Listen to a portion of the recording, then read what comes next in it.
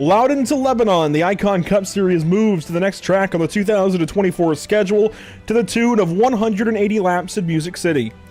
Round 18 takes us to the Nashville Superspeedway, somewhere in between a big intermediate and a tight short track.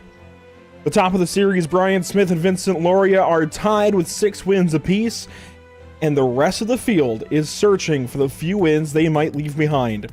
It's Nashville tonight for Icon. Welcome to Pitstop TV in the virtual Lebanon, Tennessee. My name is Andrew Cardinale IV, and it's a pleasure to join you for continuing coverage of the 2024 Icon Cup Series.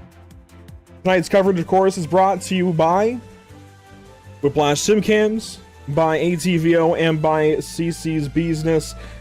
Thanks for joining us for Nashville Superspeedway in Nashville, Tennessee. This is going to be a fun one. Race 18 on the schedule. We're getting very, very close to the playoffs, which means wins are fewer and far between than ever before.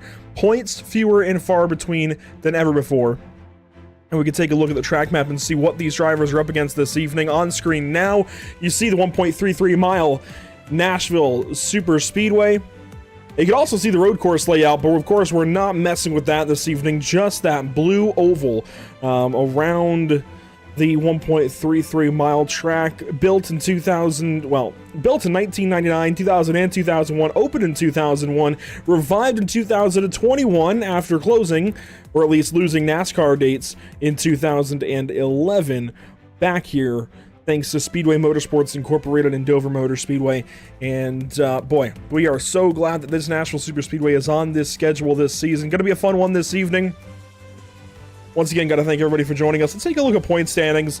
Coming in this evening, Vincent Loria now ties up Brian Smith with 6 wins on the season. Nathan Finnegan, Ryan Patty, Timothy Harper, the only other winners so far, aside from Michael Milfelt Jr. way back at Daytona. So 17 races and only 6 race winners.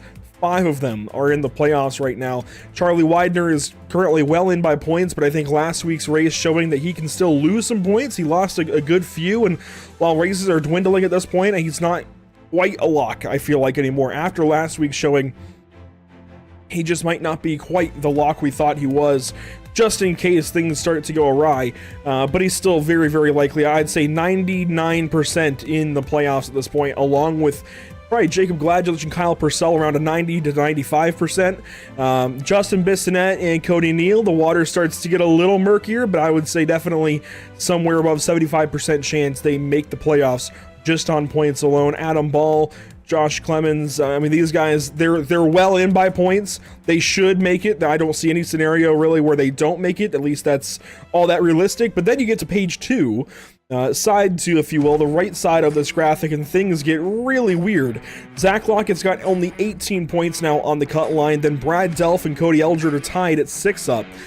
Kevin Gunther's only got 5, back to Sean Purcell, the first driver out of the playoffs right now, and then it's a large set of gaps from 18th on back. 35 points for Brock Hersey, 66 for Evan Patinko, 77 for Hanover Fist and Thomas Taylor, 78 for Anthony Teseo, 111 for Robert Bluen, and 118 for Luke Rakowski. I would say right now, without a win, anybody 20th or lower could consider themselves out of the playoffs for this season. I would say Brock Hersey and maybe Evan Patinko can still point their way in, but it's going to have to start now. They are going to have to turn everything around, and if you're not in the top 12 right now, this is where things have to change. And I know that's easier said than done, especially from my position. But this is where things have to start changing. This is where the season has to turn around. This is where the good runs need to start coming from. And it has to start with stage points. You've got to play these stages not only to try and save a set of tires, but also to get those stage points. And it's not easy. It never is in the Icon Cup Series, but you have to try and do it. You have to turn things around. It has to start this evening at the Nashville Superspeedway. We'll take a look at the series schedule for 2024. Nashville this evening, round 18. Next up, we go out to Chicago. Not Chicagoland Speedway, but the Chicago Street Course for round number 19. And boy, what a race that's going to be. I think a whole lot of unknowns around that one as we work into the sim here. You can see nighttime with some fog. The rain of the NASCAR Cup Series experience maybe came back around for a second wave and gave us some foggy sights, but some really cool racetracks coming up. Chicago, Pocono, Indianapolis, Atlanta, California, Richmond, and Michigan. The back end of this regular season of only 25 races, which is one shorter than the NASCAR Cup Series, but then the playoffs are 2 races longer than the NASCAR Cup Series, giving us a full schedule that is 1 race longer than the NASCAR Cup Series, extending out to 37 total races. I really like this schedule. It crams an extra race in there, so it is very much a haul through the year, but I really like the addition that we got out of it. I think adding California in there, still maintaining the 2 Atlanta races, all of that, I think very good moves. And oh, hello, practice has, wow, somebody turned the lights on. Well, hello. I did not expect that. These guys practiced fully in the night. Oh, Ryan Patty, what have you done? Their practice session was fully in the night, 10 p.m. Local time in the sim, and wow! Suddenly it's it's bright. Wow! My screen just suddenly burned my eyeballs. That was shocking. You see the Nashville Super Speedway now in the sun, which means qualifying is beginning. Qualifying is opening up here at the Nashville Super Speedway. We'll turn the music down and let it be cars now that fill your eardrums as qualifying gets underway. We'll go first to Robert Blewett in car 99. By the way, Ryan Patty won that practice session. Brian Smith also very quick.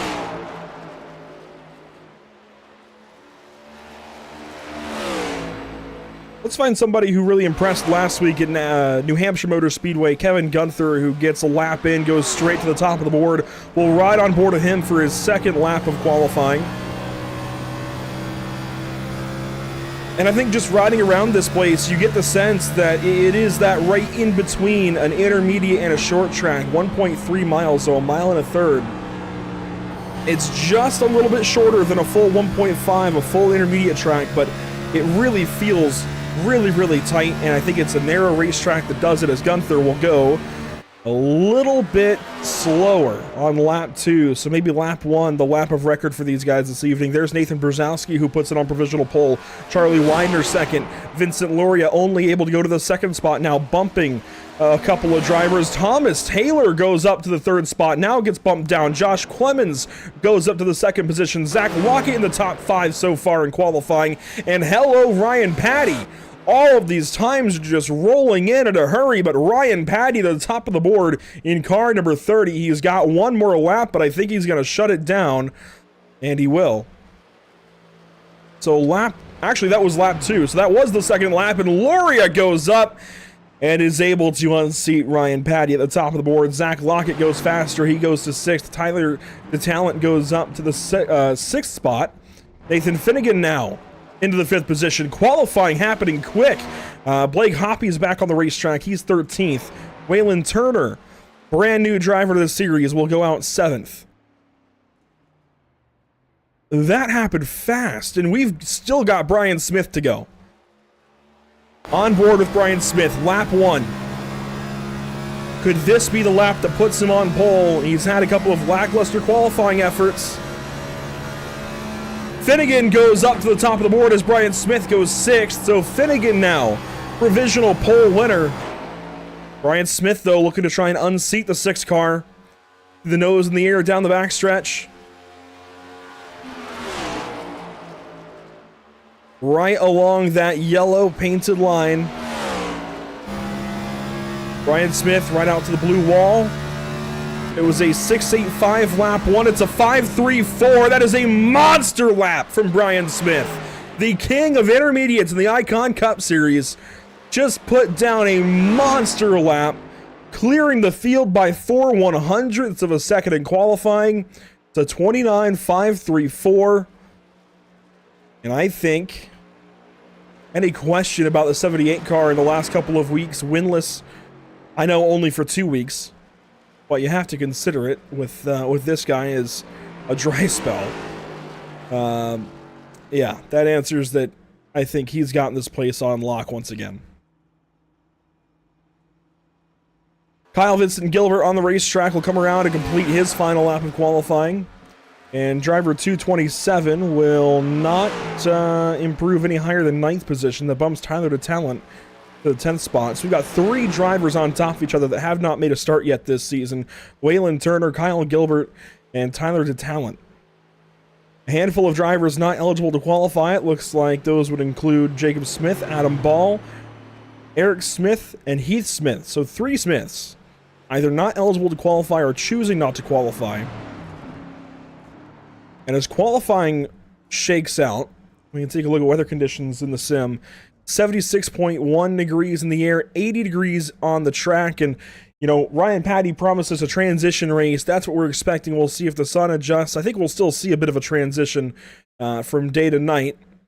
And as we move into the race session, yes, it's moved just a little bit later. The track temp spiking for a second. We'll see if it comes back down. And it does. 79 degrees in the air, or on the track rather, for the start of this race. Well, a brief warm-up session wouldn't hurt. Take a look at some of the paint schemes around the racetrack, meet some new drivers that we haven't seen yet before. In fact, we'll get right to that as far as meeting new drivers. Waylon Turner, one of them, with the chrome rims on that, number 03.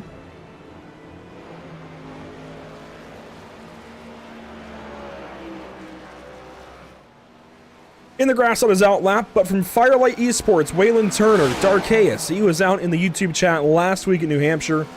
Wanted to get involved with the series, and he's done exactly that. Car 03 usually runs a 30, but of course that's Ryan Patty's number.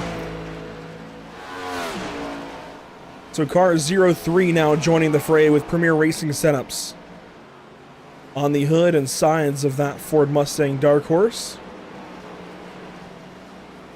Another brand new driver as far as this season, Kyle Vincent Gilbert. I know he's been on the entry list before. He might have run Daytona, but it's been so long that I forget. And finally is back here at Nashville making a start this season. He's not alone as far as new drivers, or at least drivers making their first start of the year. Tyler DeTalent in the 54. We saw him briefly in qualifying. Tyler finally making an appearance. He's been a viewer several times. John DeTalent out there watching as well this evening. But Tyler making his first start of the season this evening. Blake Hoppy, another one of our part-timers that rarely runs. But how about Zach Lockett? Got some speed this evening in that 93. We've seen some struggles out of him recently. It would be nice to see somebody who's down on the cut line go out there, maybe grab an unexpected upset victory. As Kyle Gilbert goes to the top of the board, there's Kyle Purcell across the stripe in the number 01, and he goes fastest. And we've got a new graphic to show off, and we weren't going to use it, but I want to show it because drivers, if you go back and watch this broadcast, I want you to see this because this is what we need from you. We go over here to Waylon Turner. We've got a brand new graphic that shows the driver on the broadcast. This is brand new for us at Pit.TV. This is the first time we've ever done this. And drivers, what we need from you is pictures like this that Waylon Turner has taken despite his spin here out of turn number 2. We need pictures like this. Ryan Patty's got one. Nathan Finnegan's got one, although he's not on the racetrack right now. And Sean Purcell, wherever he is, he's not on the track, it looks like. They each got one in. So drivers, we need these from you. I think this graphic looks really, really cool. It's really cool to be able to show off a couple of the drivers in the field. Brian Patty, one of them. As it looks like he will climb back aboard his Chevrolet Camaro at some point.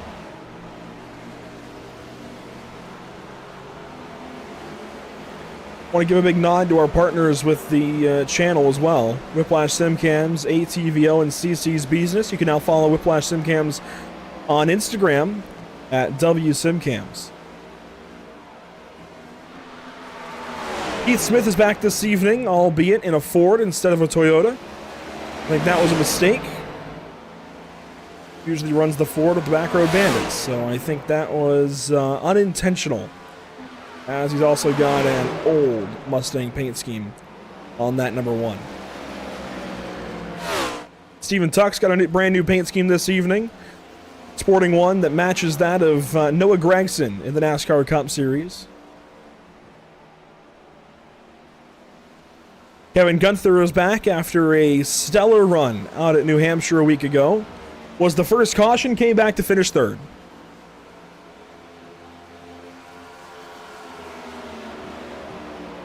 Charlie Widener back in the field. There's car 95. The best driver by points, at least, without a win yet this season. He's going to slide into the pit lane. But this guy really, really needs a win. It's coming, eventually.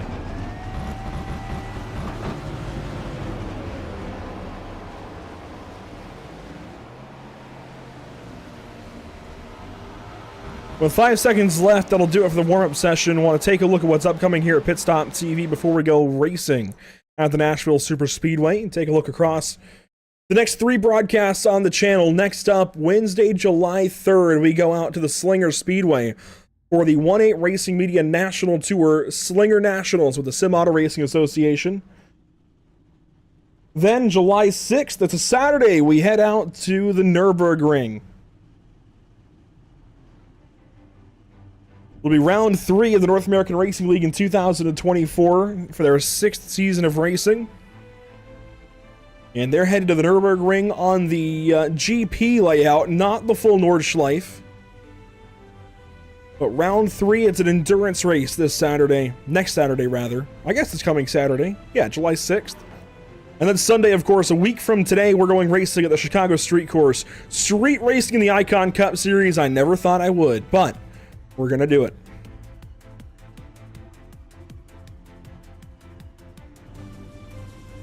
And you can follow Pit Stop TV on all the social media platforms listed below. You can also now follow Whiplash Simcams at W Simcams on Instagram, Twitter, and Facebook. We've got a field of cars ready to go racing this evening. Let's meet our starting lineup. Brian Smith on pole in car number 78. Nathan Finnegan rolls off from the 2nd spot. Starting 3rd and 4th, Vincent Loria, Ryan Patty. They were around each other a lot last week in New Hampshire. 5th place, he's a rising star. It's Nathan Brzezowski in the 77, starting alongside Joshua Clemens. 7th and 8th, Zach Lockett alongside the brand new Waylon Turner. First start with the Icon Cup Series this evening, and a couple of part-timers in row 5, Kyle Gilbert and Tyler DeTalent making their first starts of the season. Thomas Taylor, Charlie Widener, row number 6, then Cody Eldred and Justin Bissonette, row 7, row 8, Blake Hoppy and Kevin Gunther. The rest will go on by after your top 15, because we want to take a look at your Whiplash Simcams race details. This is a 180-lap race, with stages at the completions of lap 54 and 111. Then we race to the end of 180 with 5 change sets in the pit lane, no fast fixes. The incident penalty sits as usual at 24 incidents, 9 incidents thereafter, with 60% fuel in the car. That'll give us approximately 43 laps. That graphic had not been updated, that part of it anyways. The Geico restart zone, we turn things over to Brian Smith, and we are green at Nashville.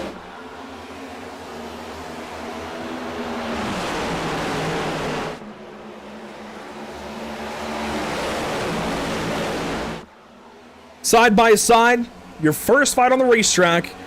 Nathan Finnegan, Vincent Loria for 2nd spot as the white 78 takes off. Here comes Ryan Patty. In the 30 on the outside, he's looking for 3rd. Lap 1, though, going to go complete, and of course, it's Brian Smith out front.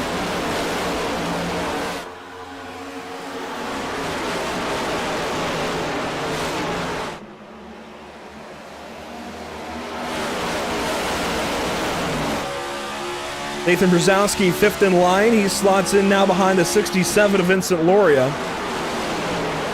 Waylon Turner already up to the 6th spot, passing Josh Clemens. Here comes Tyler DeTalent as well. So some big movements in this top 10. Lap 1, Justin Bissonette as well.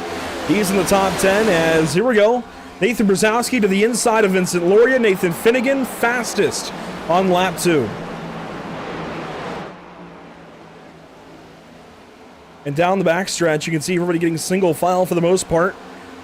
But now Waylon Turner to the inside of Vincent Loria, and this 67 who went to victory lane a week ago at New Hampshire is seemingly struggling here in week 18.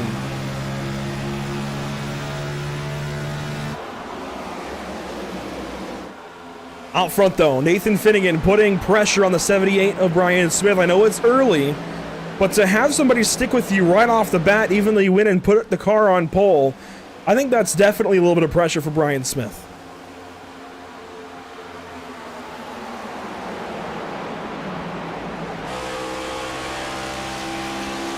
You see the gap back, somewhere inside of 0.2 of a second. Finnegan down onto the apron. At the same time, I think Brian knows what he's got this evening. You see Finnegan having to go onto the apron to try and make up every little bit on him and hang with him. And now losing the nose on the bottom of the racetrack. The 6 car just up the track a little bit. Crashing, it's the 32. Thomas Taylor and Cody Eldred down the back straightaway, and everybody will avoid.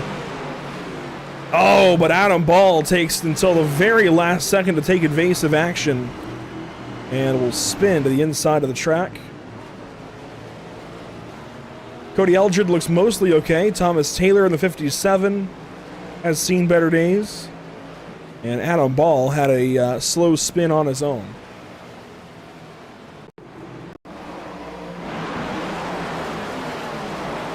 Well, it was all Cody Eldred in the 32 and Thomas Taylor in the 57. Thomas getting loose out of 2 and nosing into the 32 car. Unfortunately, both go for a spin into the outside wall, which is the concerning part of all of this.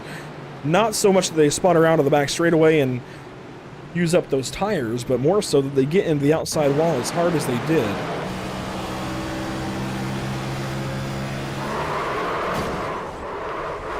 Pretty big hits for those guys.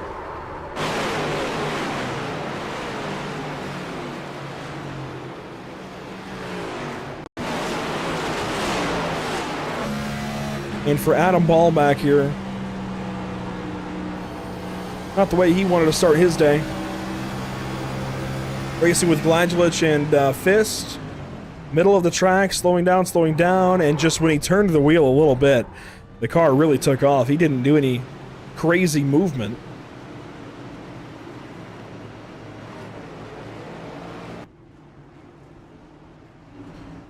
So Brian Smith leads us around under caution. No takers out front. Your first driver down the pit lane is actually Vincent Loria, which somehow doesn't really surprise me, actually, as some others work off the pit lane. One car stopped, and it seems to be Eric Smith, I think. But your first car to pit being Vincent Loria really is not that surprising. Comes in for fuel. He does that a lot. Comes in for fuel along with along with Justin Bissonette, Tyler DeTalent, Kyle Purcell, Blake Hoppy, Jacob Smith. A lot of the part-timers taking this early stop. And stopping this early really comes down to just playing the stage. I mean, these guys are coming in and topping up on fuel. That way they can go as far as possible and try and play something with tires. These tires can go the full stage, and actually the fuel now probably can as well. The fuel number that Vincent Loria gave me was 43 laps.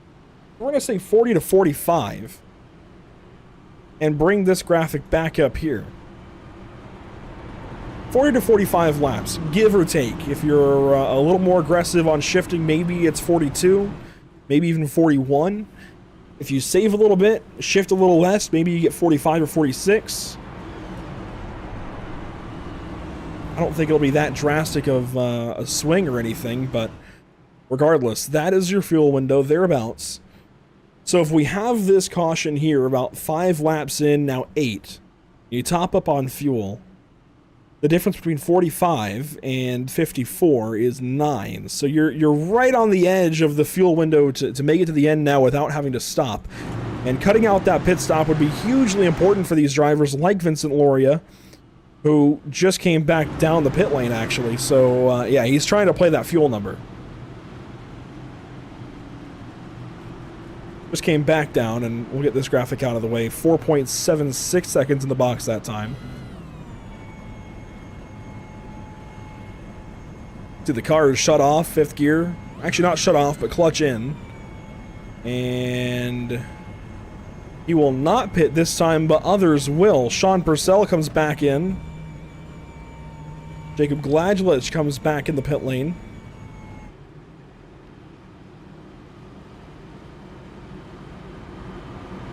Both Purcells are in. I also see the Keith Smith machine down the pit lane, 2 laps down now.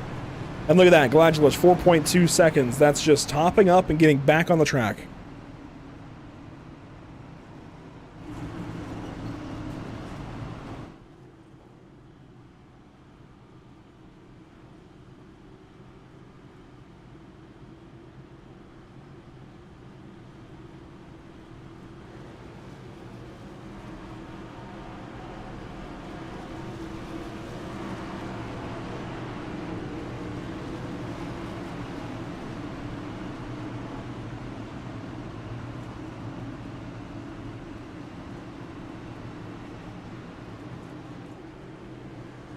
Well, let's give this thing one more shot. You see the field down through turns 3 and 4, heading to the Geico restart zone.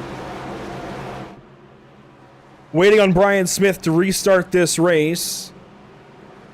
And green flag is back out at Nashville Superspeedway.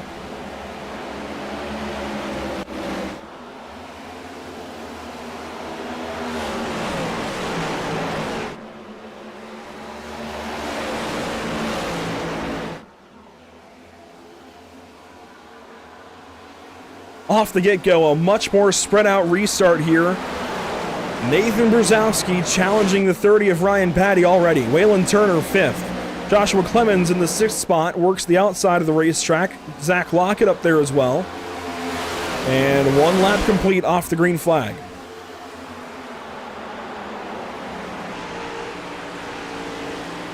And if you go back to the Zach Lockett point situation and the fact that he is only 18 points above the cutoff line, needs everything he can get at this point in time, remember, only the top 5 on the racetrack get stage points when stage 1 and 2 end. So if Lockett wants points, he's got 3 more spots to grab. That's Clemens, Gilbert, and Turner up the road.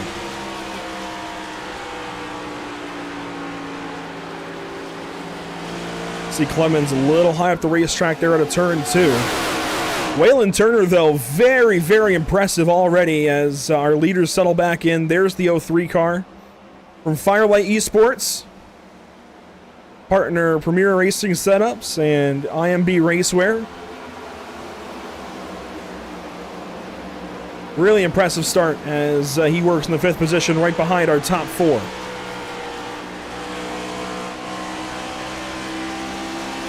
Speaking of our top 4, how about the fact that Brian Smith is still leading now by a comfortable margin over Nathan Finnegan, who went fastest that time around by 4 1/1000ths of a second over Brian Smith. I mean, the slimmest of margins.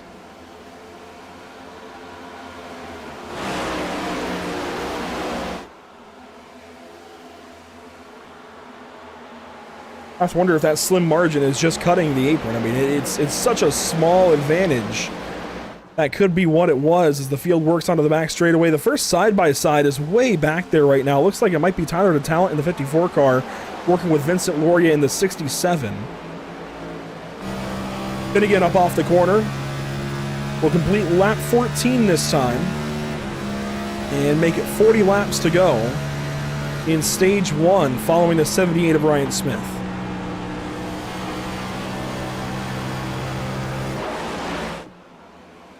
Real close. The 77 puffs the outside wall. Finnegan, though, right on the back end of that 78 car. Gonna get a run here off of turn 4. Where does Finnegan go? He's gonna go to the top side as Smith covers the bottom. Nearly side by side that time into turn 1. Finnegan right to the back end of the 78 car. Boy, if that was real life, it would have gotten the 78 all kinds of sideways. Patty instead gets loose. 3 Chevrolets chasing a Toyota that's leading. There aren't many Toyotas in this series, but boy, Toyota sure has a whole lot of race wins thanks to that 78 car.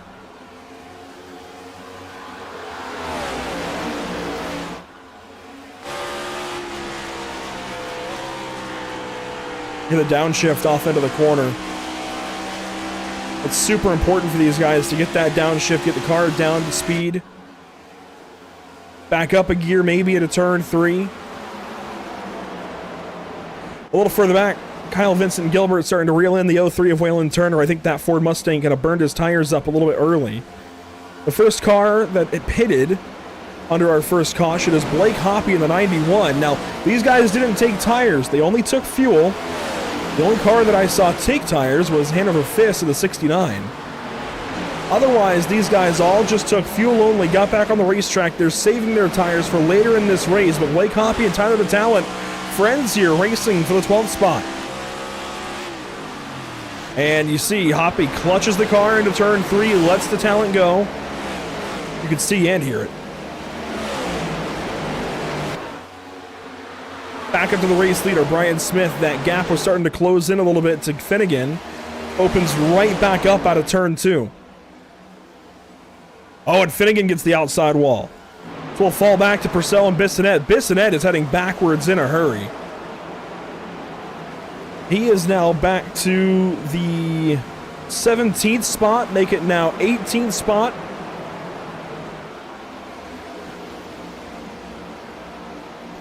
Make it now 19th as here comes Kyle Purcell. Well, we'll keep 18th for the moment.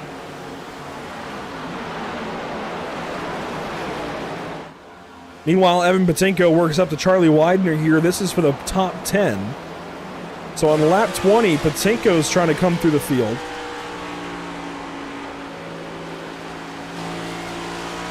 And still being this early in the race, seeing Patinko have some speed, relative speed inside the top 10 potentially, is really promising for somebody who also really needs those points. But that blinking, that's not so promising.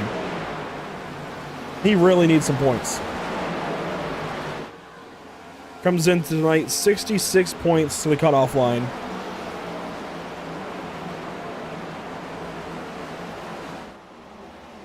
Side by side here, a couple of part-timers racing for 5th. And what will eventually be stage points. So, contact maybe between those two. Gilbert going to fall back to the 44 of Clemens.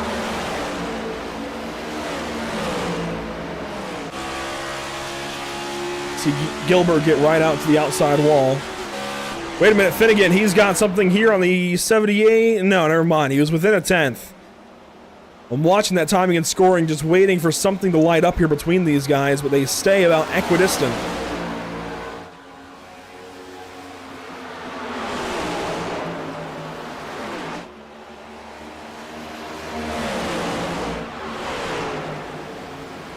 A lot of really tight battles on this track. You also see Finnegan over, not Finnegan, Loria over Taylor here. Brock Hersey, Robert Bluen, they're fighting. Hersey going to win out and take over 22nd spot. Bissonette, the next car up the road. Luke Rakowski going to try and take over that spot from the 99. That would be for 23rd. Then you have Fist, Gladulich, and Smith. But Gladulich not having a good day. I mean, this is somebody inside the top 10 in points. Running back in the 26th position. I know it's early, but man, that is really quite abysmal.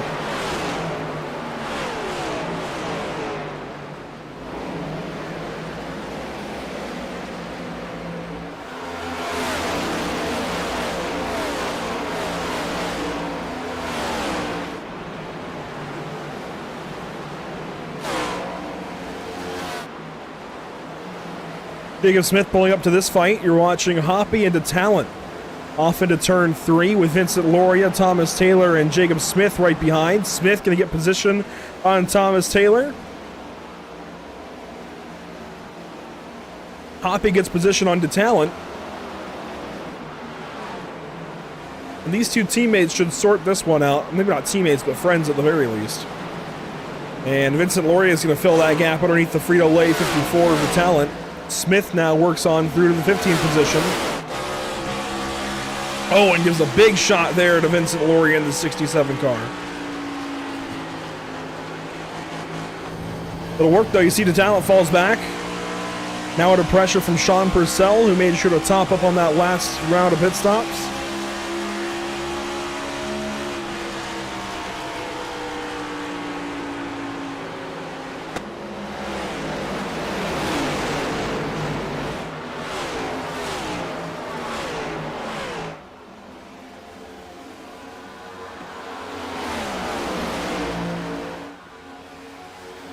Back up front. Oh, the wall there for Ryan Patty. That's going to open the door for Brzezowski down low. And inside goes the 77.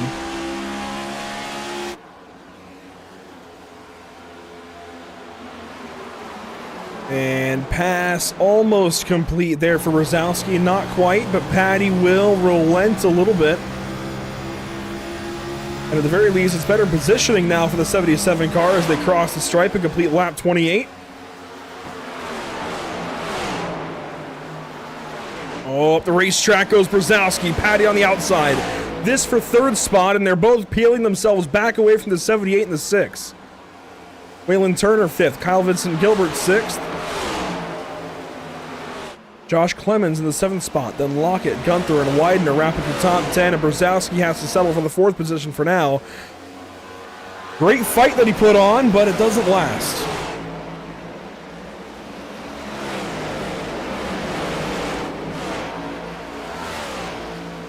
Oh, watch this bunch. Cody Eldred fighting his way back through here. Justin Bissonette moving back forward. Eldred on the outside of the 01 of Kyle Purcell. Sean Purcell on the 04.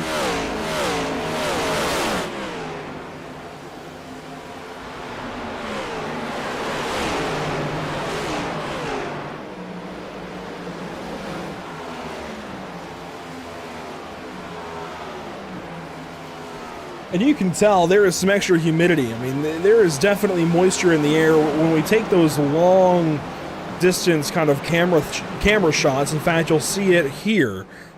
It just looks like there's a mist almost between the camera and the cars down the backstretch. Well, that's some high humidity in the session. The weather conditions, just a higher humidity value.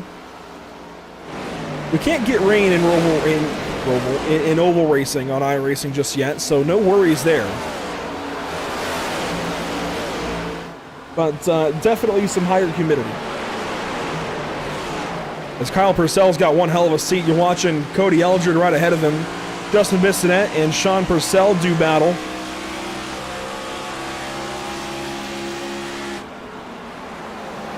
Purcell up top, Bissonette down low, right behind Jacob Smith. So this the fight really from 13th on back, if you include the 67 up the ways a little bit. That'll be Vincent Loria. He's actually fighting with Blake Hoppy for the 12th spot.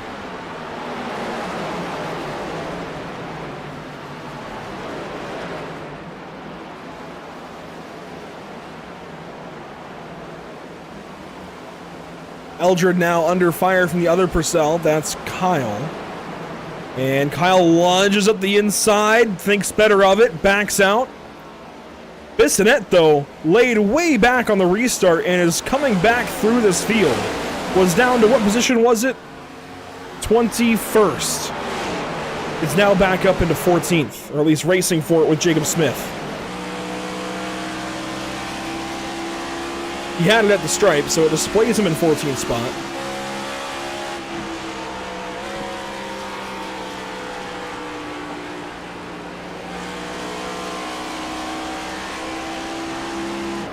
Here we go, an attempt from Bissonette down to the inside of Smith. And that time crossed the line at 15th, but has the inside line into the corner. Jacob Smith, they both washed up the racetrack into turn 1, but Bissonette able to fight it back down to the apex and clear the 21 car for position 14. Whoa, contact there. Sean Purcell, Cody Eldred. Eldred in the wall pretty hard, and he will regroup To find his way back around turn 4 and get back after it. The talent is back. You see Adam Ball in the 19.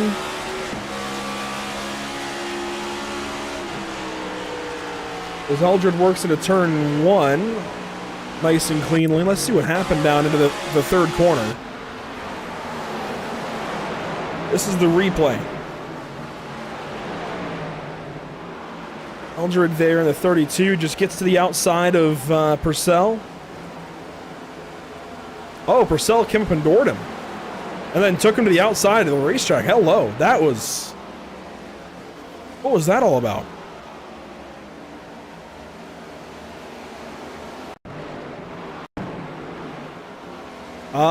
Maybe that's what that's about. I mean, you can see there, Eldred, this is the lap prior through 3 and 4. Eldred got to him briefly.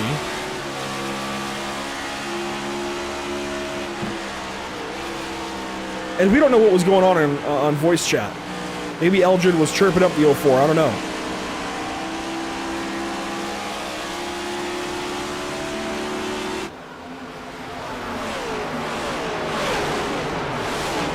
But Sean Purcell did not like that. Whatever happened.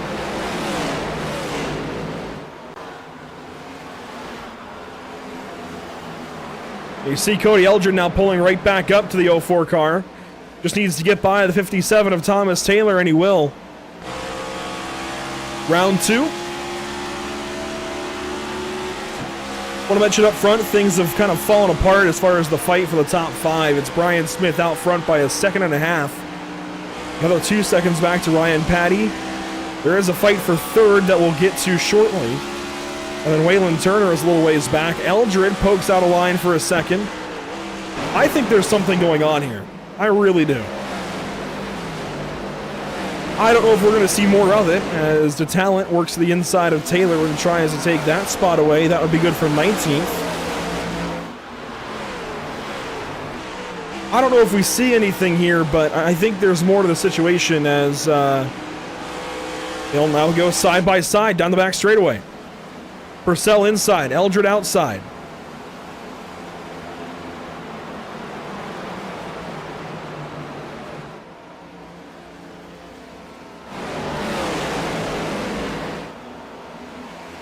Keep things clean, but you can see the damage to the right side of the car for Purcell as we've got a slow car. It's Gunther pitting, actually. A very early pit stop for Kevin Gunther, but he's going to come in and take service. And then you've got Brzezowski here with Waylon Turner right behind, a fight for third spot. Nathan Brzezowski to the inside of Ryan Patty, going to bring the 03.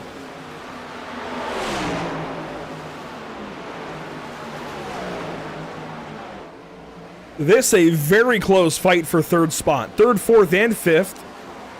3 very valuable points-paying positions at the end of stage 1 here, and a couple of part-timers hold a couple of those spots.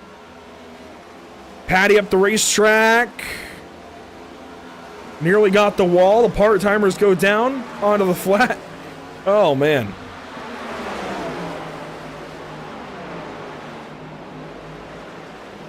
And Ryan Patty officially loses the third position to Nathan Brzezowski. Waylon Turner now takes a look up.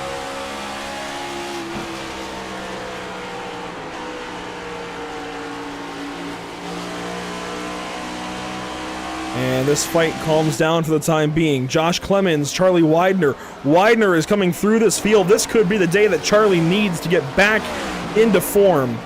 He's not in stage points yet, but as we come up on lap 54, which will be for the end of the stage, we've got a fight again between Eldred and Purcell. The talent just went by these two. Oh, and Patty gonna pit. So pit stops from Finnegan as well.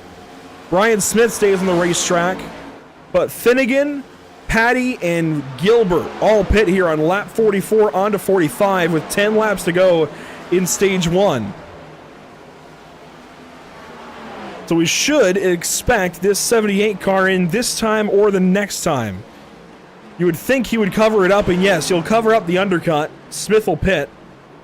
He knows he has to.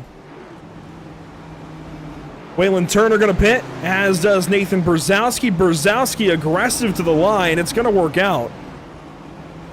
And he'll have the inside down the pit lane. Charlie Widener goes a bit long. There's Josh Clemens into the pits.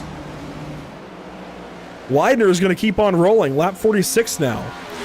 Now the top car that pitted is Vincent Loria. He's in 4th. He's rounding turn 2 as we speak. He's got Blake Hoppy in tow. You can see it's 4 tires down and away for all these guys pitting, I believe. Or is it Smith? No, it was fuel and go. A splash and dash. Ryan Patty, though, took 4. Waylon Turner took 4. Joshua Clemens took 2. So we're going to have a very interesting end to the stage here. It's going to be very chaotic. Buckle up. Split 3 wide. There goes Kyle Vincent Gilbert on brand new tires. Josh Clemens on 2 tires exits. Zach Lockett's in the pit lane. There you see Evan Patinko in the pits. And here comes Charlie Widener finally.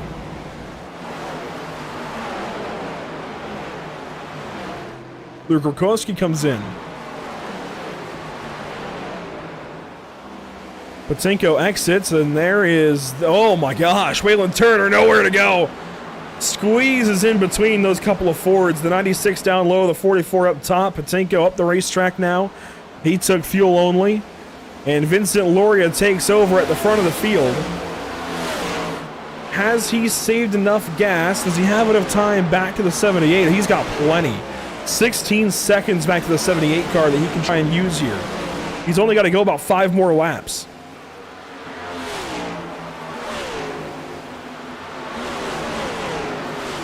So a very split stage, very split strategy.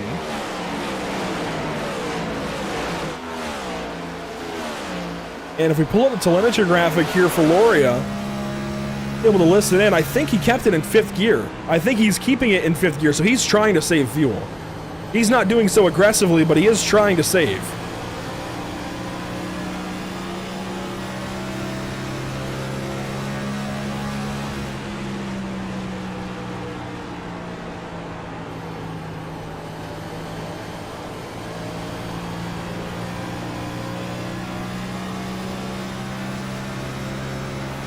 And what's weird here is there's a lot of drivers who pitted but did not take tires.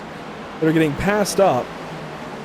And Lockett's last car on the lead lap. He's still going to go a lap down here if Loria is able to run this stage out.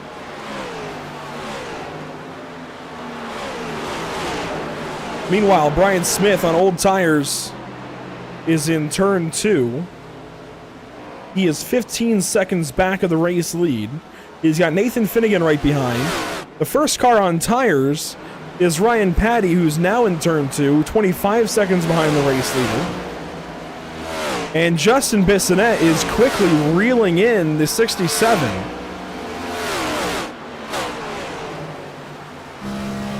On board with Bissonette.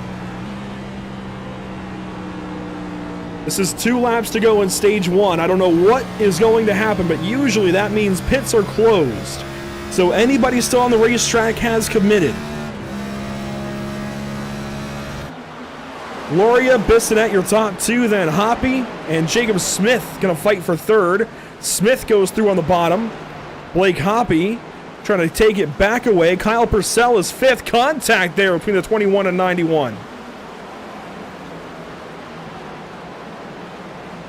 Gladula still on the racetrack. Sean Purcell, Tyler DeTalent, Adam Ball, Brock Hersey. All of these guys saving a set of tires as Hoppy and Smith go back at it. 1 lap to go now in stage 1, lap 54. Vincent Loria up the way has put Zach Lockett 1 lap down. He's the first car 1 lap down. The next to go a lap down is Kevin Gunther. Side by side here, Blake Hoppy is going to fall back.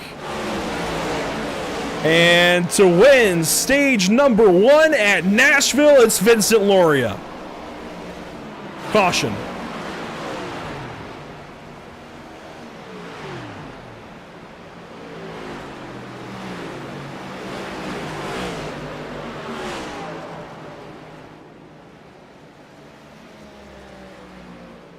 catch your breath.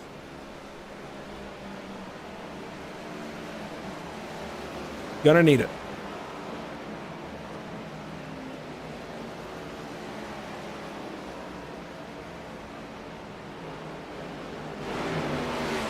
So a big KU Motorsports stage win for Vincent Loria. It'll be a lucky dog for Zach Lockett. Kevin Gunther in 18th is just able to hang on to the lead lap as Sean Purcell has to pit early. He is going to be out of fuel along with Kyle Purcell. They will take a penalty and go to the rear of the field for the restart, but they will hang on to the lead lap. But stage winner in stage 1 is Vincent Loria. Now, we race to the end of lap 111. This one not quite as close, 57 laps.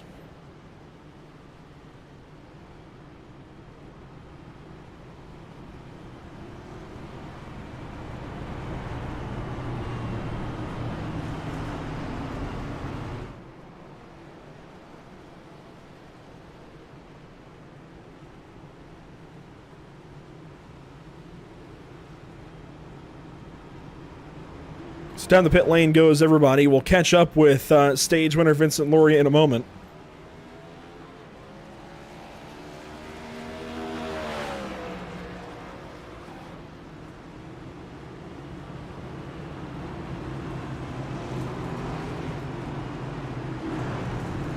And we await the field on pit exit. Now, a lot of drivers are going to be caught a lap down, including but not limited to Eric Smith, Hanover Fist, Luke Rakowski. Some others, I think, were caught a lap down initially.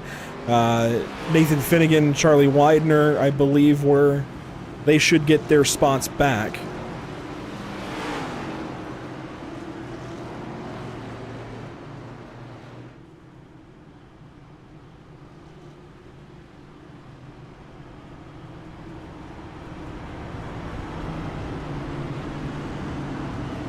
Your stage 1 winner, Vincent Loria, from a win at New Hampshire to a stage win here at Nashville. You're keeping things nice and tidy for car 67. 2 back-to-back wins now. A stage win to open things up at Nashville, but this race, well, at least so far, very strategy-based. Can you use it to your advantage the rest of the way? Yeah, man, I think I can. That was good to bank the stage win there. Also banked a set of tires, so that was pretty cool. I think now I can kind of not completely throw caution to the wind, but I think I can push up and try to run at the front. I mean, right off the start there, restarted P3 to start the race, and those guys just took off like hell. I was like, I'm not gonna involve myself in that. I'll try to keep my tires good.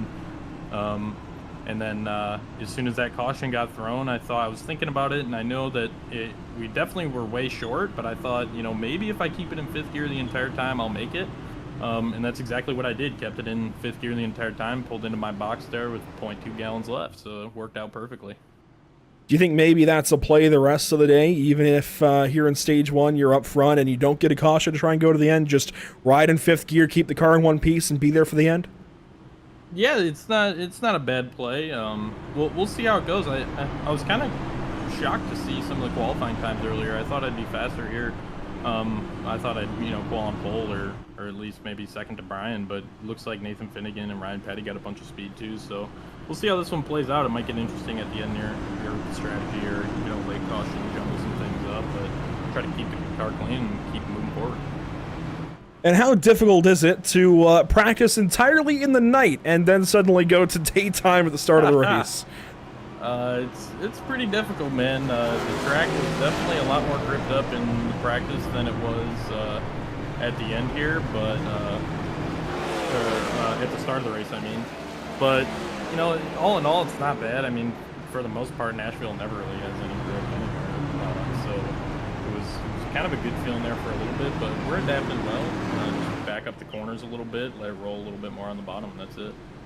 Best of luck here in stage 2. You're starting not quite from the best seat in the house, but pretty close. Yep, thanks, man. And another thing, shout out the Harbor Springs boys if you're tuning in. Thanks, guys. We're moving back down with his teammates Josh Clemens and Jacob Smith. Looks like no Cody Neal this evening, and no Anthony DeSeo. Anthony DeSeo actually out in YouTube chat cheering these guys on. So a quick, cool stage win there. Now a couple of part-timers going to bring us back to the green flag. Kyle Vincent Gilbert out front. Waylon Turner second spot. They each stayed out under that caution. And it's Vincent Loria, Justin Bissonette, Ryan Patty, Jacob Smith, Jacob Gladulich, Blake Hoppy, Adam Ball, and Brian Smith. To the Geico restart zone we go. Lights are on here at Nashville Superspeedway. Restart zone. Green flag is back out.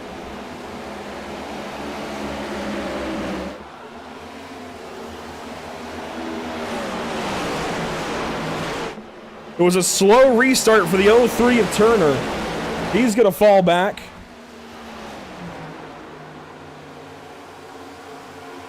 Ryan Patty pushes right up to the inside. Vincent Loria able to take advantage.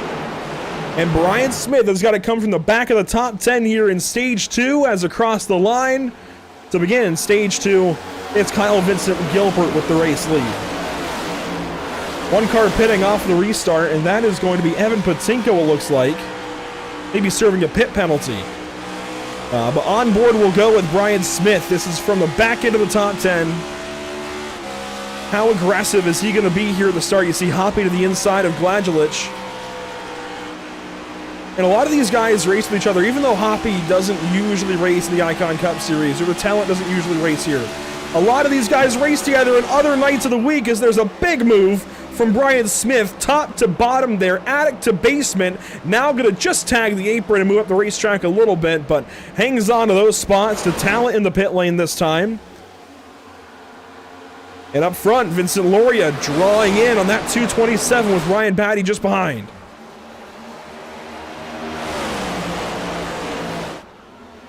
And he'll get to the inside this time. Side by side for the race lead. Lap 62, now 63. Bissonette fastest, a 5.58 there. And Gilbert's going to give the race lead back away to Vincent Loria. Ryan Patty going to follow through.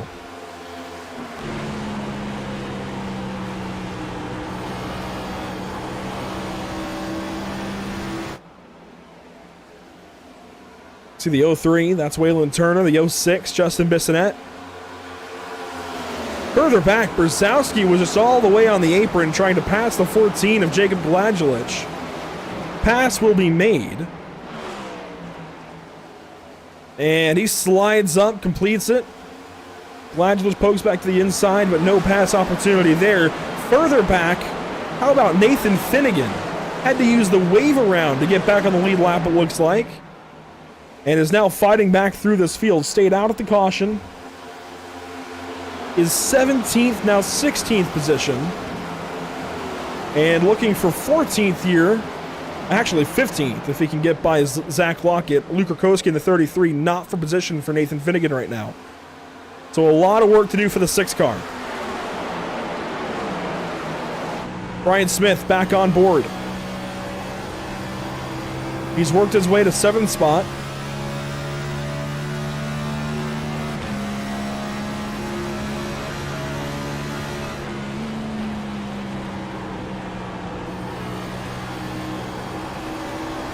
And is going to work his way now for 6th position if he can get by Jacob Smith. Pass not complete, but it will be there in turns 3 and 4. Pass made by Brian Smith, moving up a spot. Blake Hoppy going to hop on through. And then you've got Ryan Patty out here for the race lead with Vincent Loria.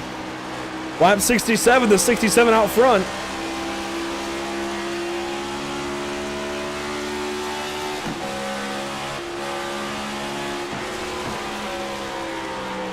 I feel like the only trouble here at Nashville, while you can use 2 lanes, you're pretty limited in how you can run the racetrack. You can't really run the top side. So it ends up being a relatively single lane racetrack, relatively spread out, which is okay. Again, it's that kind of in-between hybrid of a intermediate and short track.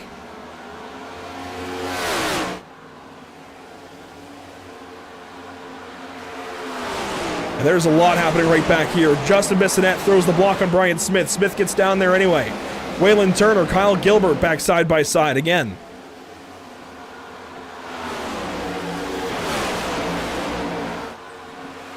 Cars all over the racetrack as the 78 works right on that painted yellow line.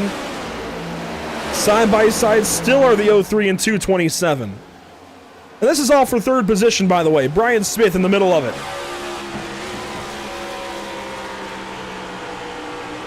See the sun setting.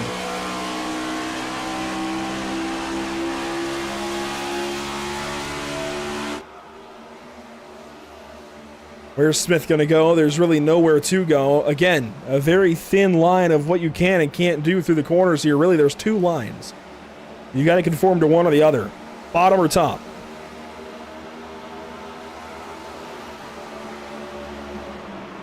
And Brian Smith is just locked up in this logjam. The leader's getting smaller and smaller. Now 3 wide they'll go. Bissonette caught in the middle. Vincent Gilbert up top. This is exactly what Brian Smith wanted. Maybe as they get really tight, 3 wide. Now nearly 4 wide into turn 1, and they sort it out. Brian Smith way down low. Enters real shallow. Isn't really able to take advantage of it. Contact there between the 227 and 06. But they hang on to it as now Gilbert falls back to Jacob Smith. Brian Smith now alone on the bottom side of Justin Bissonette. But Bissonette is not giving it up. Oh, contact maybe.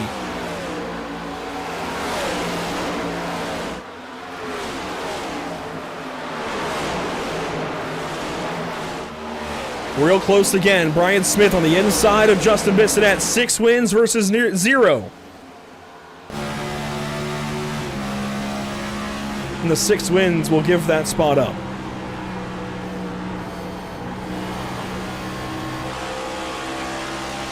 Or I think more accurately, give up on the spot for the time being. Going to go back to work, trying to set the 06 up a little bit differently. Bissonette out of New York has really been impressive at some of these driver racetracks and is again here this evening. That's we're inside of 40 to go in stage 2. Waylon Turner right ahead of these guys, keeping them bunched up. Waylon just running a clean race for Firelight Esports. Oh, and he's in the wall hard! Waylon Turner just pounded the outside safer barrier, and he's going to fall like a rock. Gets back down on the door there of the 91, though. Must feel the car is okay. I mean, he got the wall hard.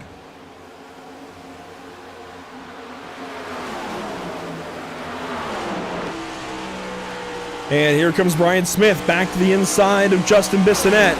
Able to pull up really well alongside the 06 that time and go all the way down from attic to basement. He might have it here to turn 1. Maybe through 1 and 2. No, not quite. You see the onboards. You can see they're gaining, losing each driver. Going back and forth. Hoppy now takes a look at Turner in the background, but we're watching for third spot. Brian Smith dominated stage 1 by a couple of seconds over Nathan Finnegan. Had the pit. Went to the very back of the field, earned no stage points. Restarted 10th at the beginning of stage 2. And now some 20 laps later, has just cleared for third position over Justin Bissonette. Oh, gets loose though. Bissonette pulls right back through. And Brian Smith just tries to get a handle back on the car. Pulls down on the door of the 06. Bissonette, though, going to go right back on by. You don't see that often. Jacob Smith, though, all over the racetrack, blocking the 77 up the track. That's Brzezowski. Contact between the two of them. And this is for 7th spot. These guys are really racing hard. Adam Ball, Kyle Gilbert, and Nathan Finnegan right behind. Now out front, Ryan Patty has lost touch with Vincent Loria by about a half second. Nearly 0.6 of a second.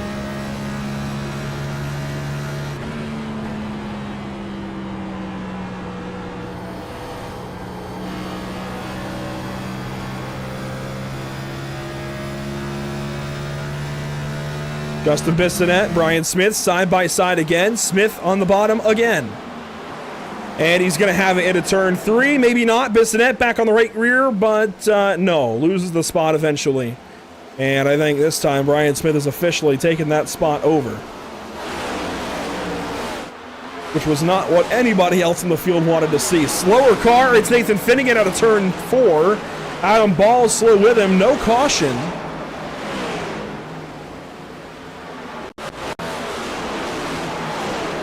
Go a lap back here and just watch this setup. So Finnegan there on the bottom, racing with Kyle Gilbert and Adam Ball. Nathan trying to go from the back to the front here. Pulls to the inside, gets into the 19 of Adam Ball rather, and they each go through the grass. And that's that.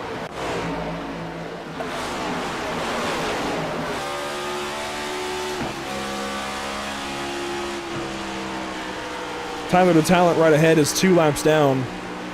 So Finnegan is chasing Adam Ball about a second up the road. 2 cars up.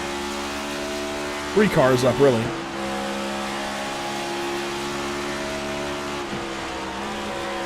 If you look at laps led so far this evening, Vincent Lauria is certainly starting to stack them up.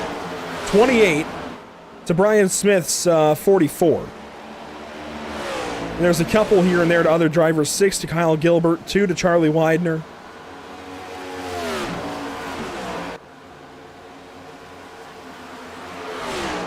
If this race goes as is, you have to wonder if this is all Vincent Lauria's, as Nathan Brzezowski works on Waylon Turner for 7th. And Brzezowski is lagging big time. You saw it there. Parts all over the racetrack. But Jacob Smith has gone by the 03. Here comes the 77 to try and do it. The 03 bobbles up the racetrack. They both go. And Brzezowski's trying to find some way by that Firelight Esports Ford Mustang. And Brzezowski's going to pull off. I think he's going to park it. I think he's done. Oh, that's unfortunate. I think he absolutely could have kept racing. Well, Kyle Gilbert, Kyle Purcell, they sort their spot out. Purcell takes the position away. Kyle Gilbert falls in behind.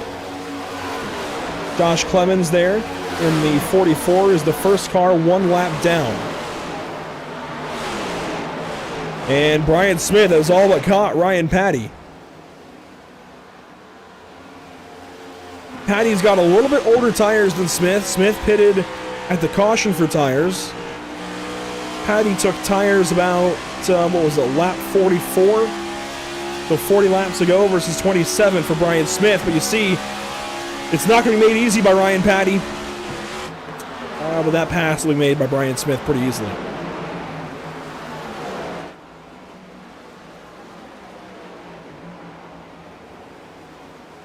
Further back, you got this train. Bissonette, Hoppy, and Smith. And Smith is going to go by. Hoppy pulls right back on his door. Oh, and Bissonette's pitting. I think was trying to pit.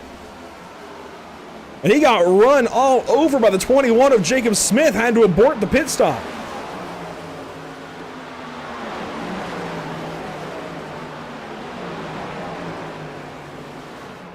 Side by side now, Bissonette and Turner. Hoppy and Galadulich just up the road.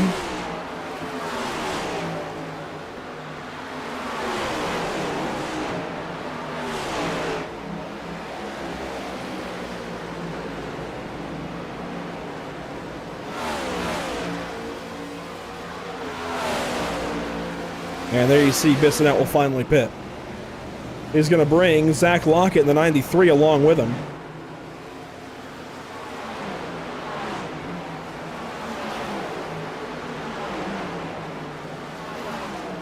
Brings Hersey, brings Gunther, brings Finnegan.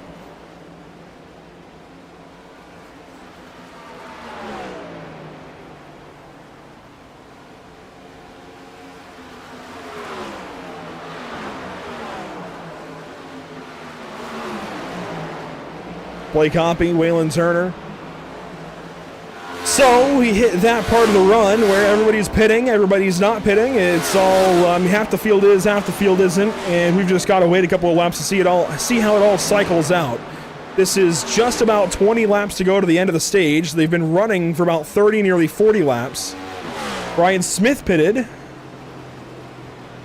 So the 78 just came down pit lane. And this is a big hammer to fall. I mean, this will likely force Vincent Loria to come in. Just by virtue of this being an undercut from Smith in the 78 car. And he's really covering up everybody behind him. So he's got to pit, realistically. Pulls in right to that last box. And sure enough, Vincent Loria comes on in, going to bring the 57 of Thomas Taylor. Ryan Patty will stay out. Here comes Waylon Turner.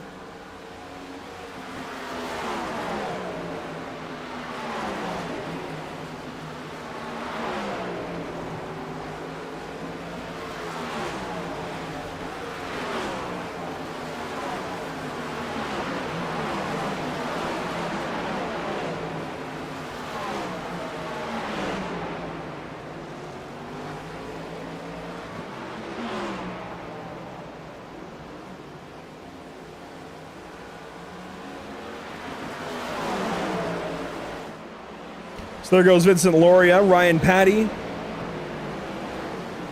Still on the racetrack. It looks like he's going for a long run here. Gladjulich and Hoppy still on the racetrack. And Brian Smith is in turns 1 and 2. Vincent Loria is already back onto the racetrack. He took 2 tires, did Loria. See, 9.2 seconds in the box. That is a big time strategy move for the 67 car and might keep him a stage win. Brian Smith seemingly unbothered.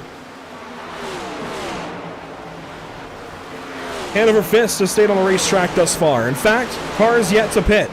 The 30 of Ryan Patty, then the 14 of Jacob Gladjulich, including the 91 and 21 of Blake Hoppy and Jacob Smith. Hoppy just hanging off of Gladjulich a little bit. Those 4 stayed out, or have stayed out. Josh Clemens is still on the racetrack. These guys have about 10 more laps until they have to pit. Robert Blewett has stayed out so far. Hanover Fist is yet to pit. Cody Eldred is yet to pit. Eric Smith is yet to pit. And now Olu Krakowski will come into the pit lane. He also was yet to pit.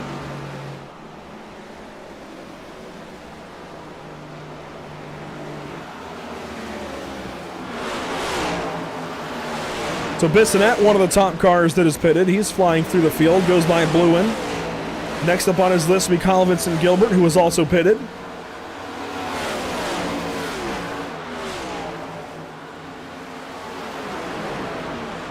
And Jacob Smith comes into the pit lane of the 21 car. Really, this race right now is between the 30, who has stayed out so far, the 67, who's on 2 tires, a lap down, right behind the 30 car. There you see him, Vincent Loria. And the 78, who is out of turn 4 now. The gap between Smith and Loria is about 6 seconds, which is right about the difference of what it would be with the previous gap that Loria had over Smith, plus the time saved in the pit lane. So Smith will unlap himself here, or not Smith, Loria rather, unlaps himself to Ryan Patty. Brian Smith, meanwhile, is catching up to Joshua Clemens. Clemens is a teammate of the 67 and could absolutely pick a lane maybe to get in the way of this 78 car. But he won't. He plays nice.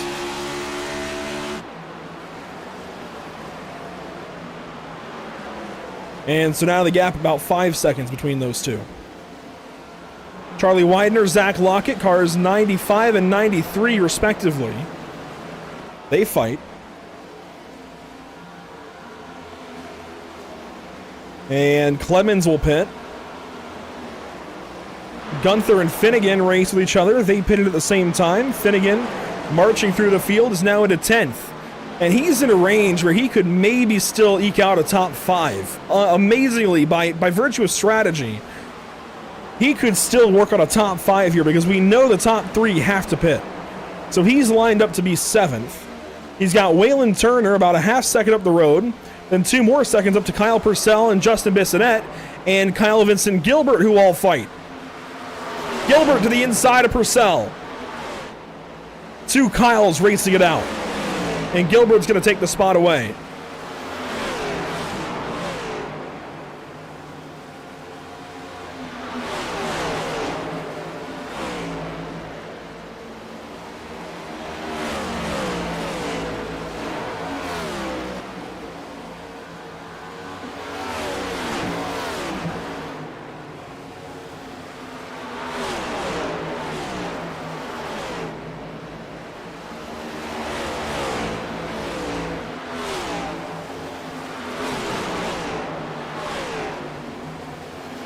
So we'll go to the onboard with Brian Smith trying to chase down Vincent Loria. 5 seconds. This is effectively for your stage win.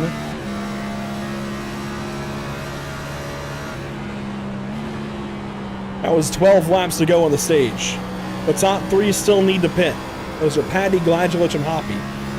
And they've got to pit really any time here. And you can see Smith is closing in. I mean, he's closing in a 100th here, 100th there, then loses some time as he'll now unlap himself from Ryan Paddy. Waylon Turner, Kyle Purcell.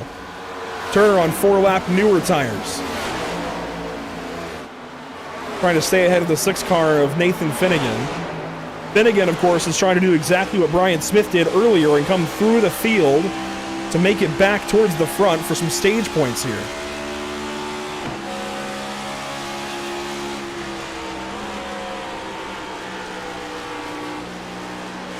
Now, he doesn't necessarily need the stage points. He's got a couple of wins from Phoenix and Richmond.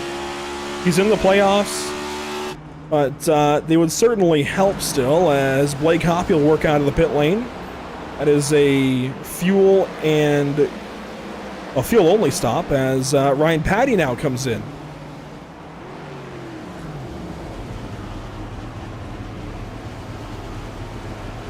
See, right side's going on. Do we see lefts? Answer is yes. 4 tires and fuel here for Ryan Paddy. An interesting move. He's going to pull pretty much the same strategy here. I think he's got to pit earlier, though, in stage 3 if he wants it to work out for him. He'll be passed up by a handful of cars. Jacob Gladulich now in the pit lane. So this will cycle Nathan Finnegan, or not Nathan Finnegan. I'm getting names all mixed up. This will cycle Vincent Loria to position 1 now. There he goes. That is your new race leader. And Brian Smith is within 5 seconds, but not closing nearly quickly enough.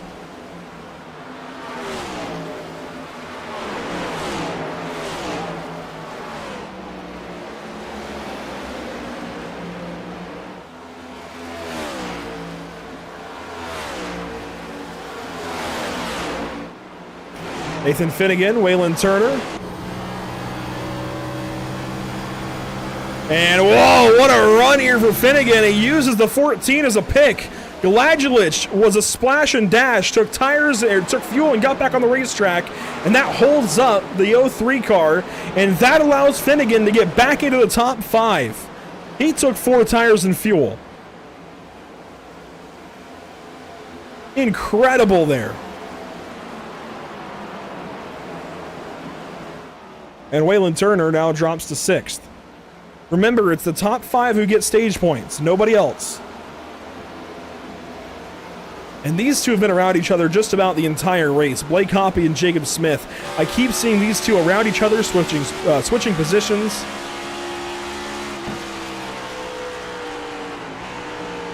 They run for 15th and 16th. Blake Hoppy and Jacob Smith, and this time, Smith is going to pull away, I think, with that spot for sure.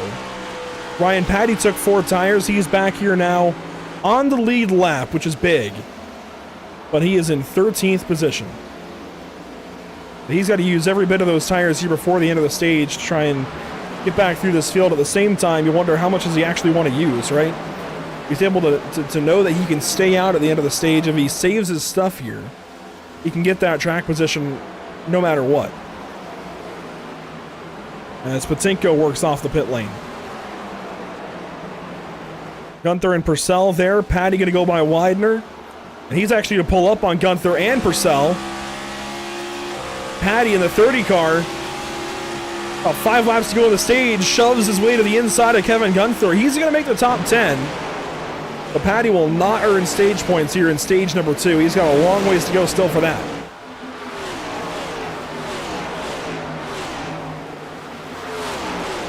So up to 9th. Meanwhile, Brian Smith all on his own right now. Has 4.5 seconds up to Vincent Loria, who just might, if this stage stays green, go back-to-back with the stages here at Nashville.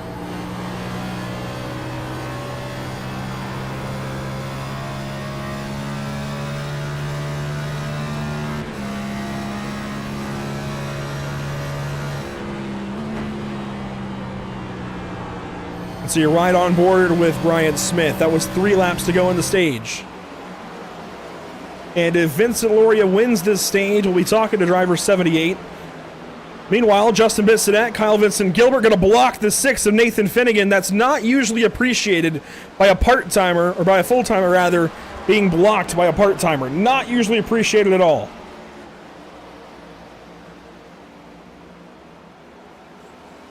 And Gilbert gets the wall, maybe karma. So Finnegan works to the inside. That's good for 4th. Going to bring the 0-3 of Turner for 5th. And Finnegan's looking for 3rd. He's not done. Sure enough, 3rd spot. I mean, you consider the stage he's had from getting into Adam Ball early.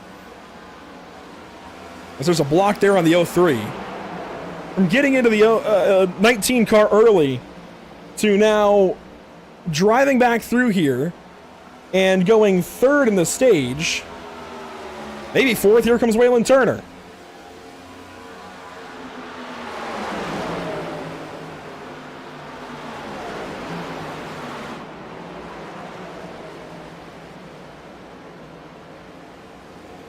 Waylon Turner to the inside. This will be it for stage 2.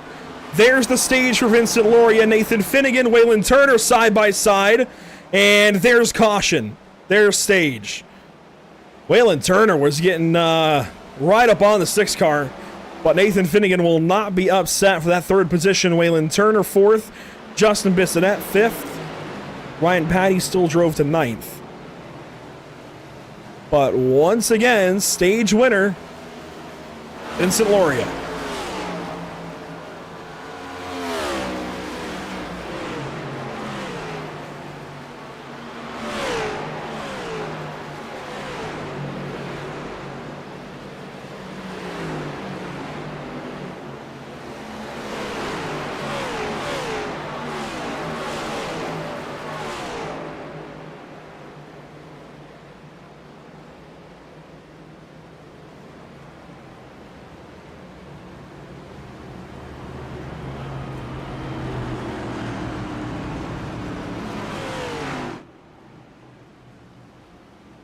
And so everybody will come down to pit lane and rinse, repeat the cycle. I'm curious, though, about Brian Smith and what he's going to have to say, as he's going to have to come back from a little ways back here to try and leave pit lane before Vincent Loria. I'm getting names wrong today. It's been a rough one. And you know what? I'm going to have a little bit of fun. I promise. That was ginger ale. I promise.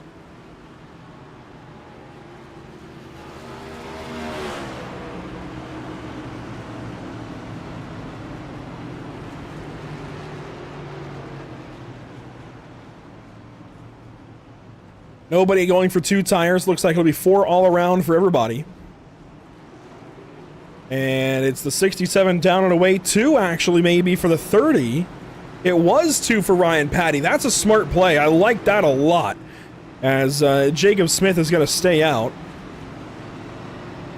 See the rest of the field leaving.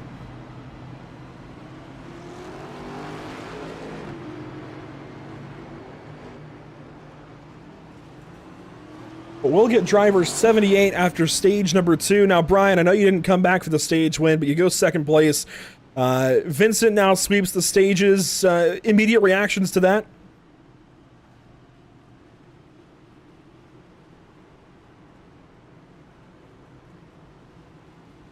Brian, do you have me? Oh, I'm so sorry. My microphone was muted. Yeah. Oh, that's okay. Yeah, so definitely made the wrong call putting 4 tires on there.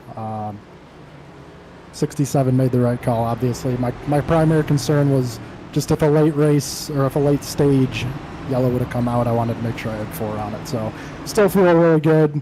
Feel really good about how I was able to come back through the field in that start of that stage and get all the way within a second of the leader. So definitely feel like I got the speed. We'll just have to see how this last stage plays out.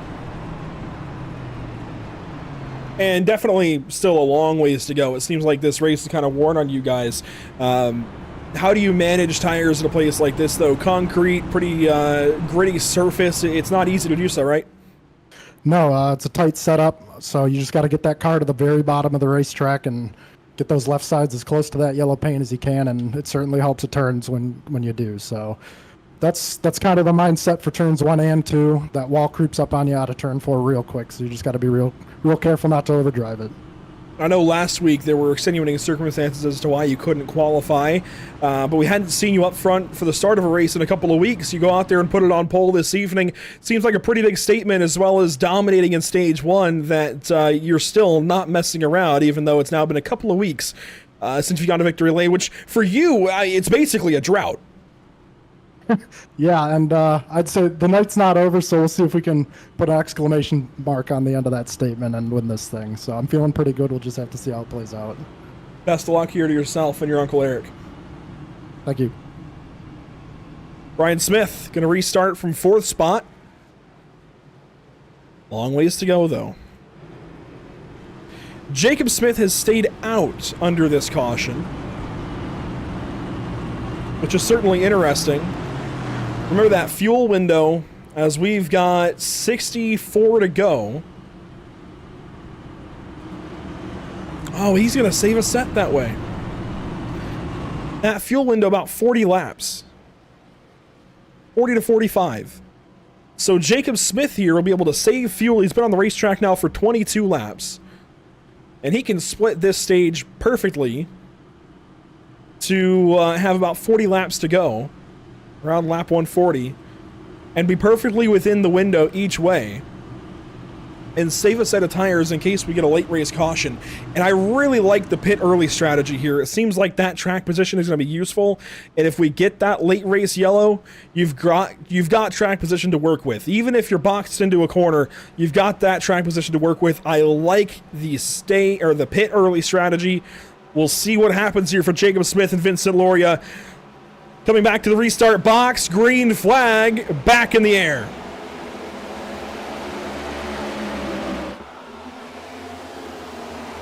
And Vincent Loria got an abysmal restart. Ryan Patty straight to the inside. Then Brian Smith in the 78 car. 3 wide they'll go. The top 4 drivers in this field under a blanket. Loria gonna win over the 4 of them. Wow, Brian Smith, what a send to the bottom of the 3 wide. Patty there falls out, and Finnegan pounds the outside wall. Side by side, Patty and Smith into turn 1. Patty relents. He gives the spot up. Remember, Patty is on 2 tires. And they all pull up again on the 67 of Loria. There goes the 78 of Smith down to the inside. Loria going to crowd his door. Smith gets tight. And we still have over 60 laps to go. 62 here at the stripe.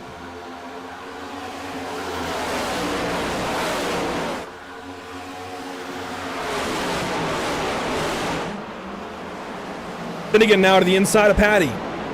Smith still working the inside of Loria, and it's Jacob Smith leading this race.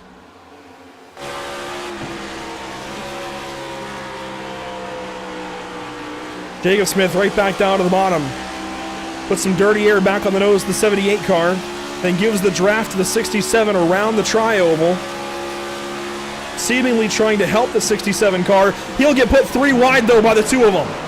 And that's only going to help the 78 way down low. The 67 is way too far up the racetrack. He's going to get the outside wall hard. Patty now going to flash on by. Here comes Bissonette in the 06.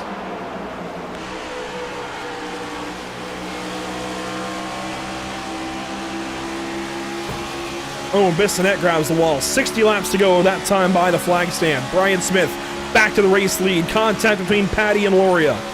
Loria surges on the outside of the racetrack. There's nowhere to go up there, though. The top side is non-existent. He's going to grab the wall again. But he does clear the 30 and the 21. That was worth it.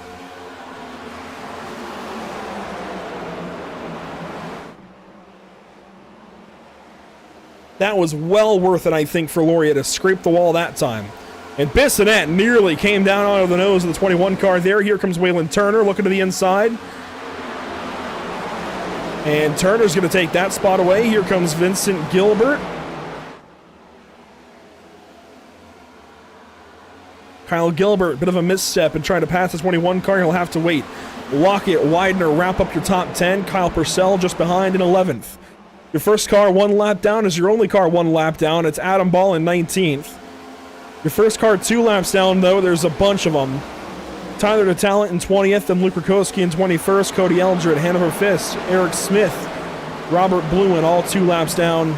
Thomas Taylor, 26th, 3 laps down. Evan Patinko is out of this race.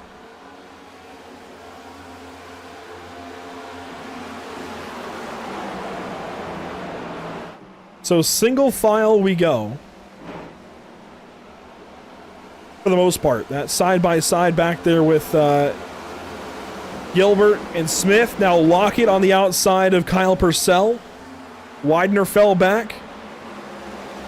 Oh, Purcell nearly gets into the 21 of Jacob Smith. Here they go, side-by-side.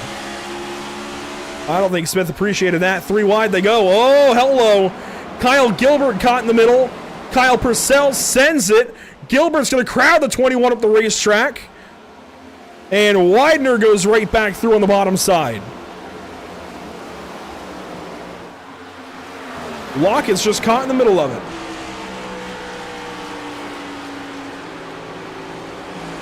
Bissonette, big problems there in 1 and 2. He falls back from Patty. Gets passed up by the 03, and you see Bissonette swerving down the backstretch, not happy. Was it a mistake, or was it contact maybe between those two?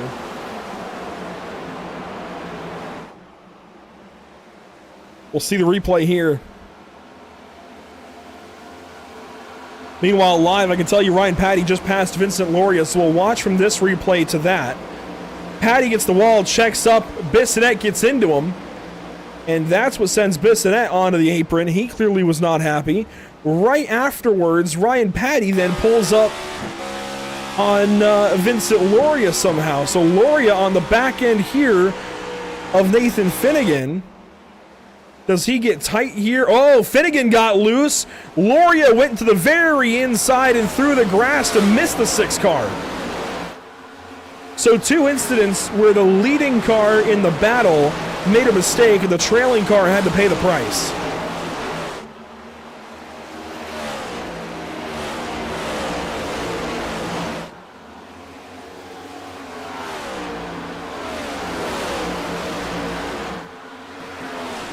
If you're enjoying what you're watching here this evening at Nashville, you can get involved with the Icon Cup Series. Send us a message on social media. We'll point you in the right direction. You also can follow Pit Stop TV all across social media. Facebook, Instagram, Twitch, YouTube, and X. Make sure to do so. You can also follow Whiplash Simcams on Facebook, Instagram, and X at WSimcams. Play copy goes back by Jacob Smith. Sean Purcell, next car to go by the 21 if he's able. Zach Lockett looks here at Charlie Widener. That'll be a good pass from 9th if he can complete it. Vincent Loria right back to work. Kyle Purcell working on Justin Bissonette.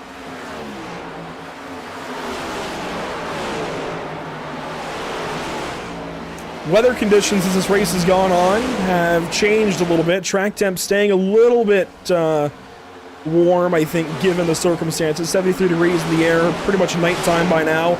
Oh, that was nearly contact. That might have been contact between Purcell and Bissonette. Purcell is going to pay the price here. And again, pays the price. Wow, these guys are really starting to get physical, but no crashes. We like that. We really like that. As Gunther goes by Jacob Smith, the 21 car has fallen further and further back. Here we go, though, for second. The leader, Brian Smith, pulling away, but the battle for second is on. Nathan Finnegan gets caught up here by Ryan Patty. Side by side, they go in 3 and 4, and here comes Vincent Loria in the 67. Finnegan nearly knocks down the outside wall.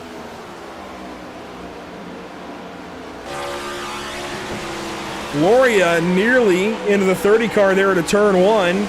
Patty going to surge on through. That's good for the second spot. Finnegan now left to pick up the pieces and try and recoup the third. But his Chevrolet Camaro, I think, is starting to go the wrong direction. And sure enough, he gets the outside wall there out of turn 4.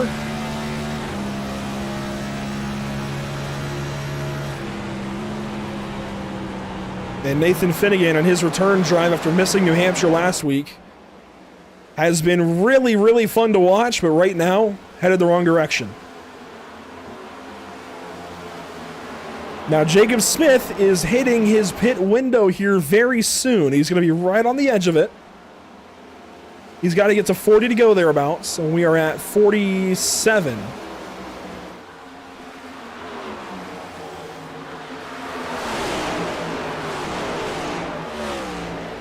So watch out for the 21 car. He's actually pitting now. This is going to be real close, but I think he can do it.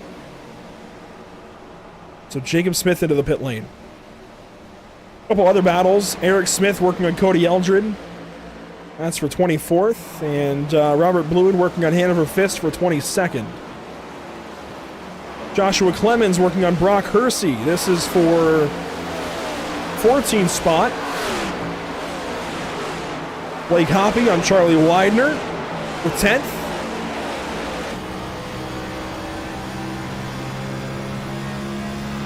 Kind of a look around the field. Oh, Widener's not done. Pull back to the outside of Hoppy there for a moment. And spot made by Blake Hoppy. That's good for 10th.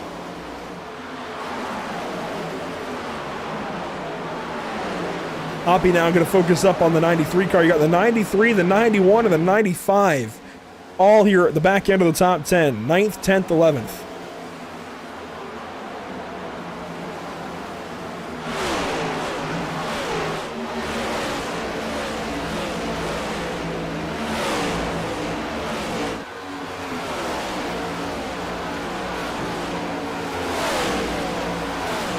Side by side, Hoppy and Widener, Hoppy and Lockett rather.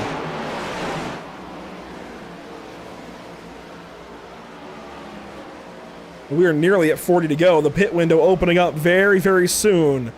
Finnegan trying to work back up to Loria. This is for 2nd, 3rd, and 4th. Waylon Turner in the background. Wonder if Loria is lacking that long run speed compared to these guys. We haven't seen them have to race these guys much. It's been in the pit lane mostly for the 67 this evening.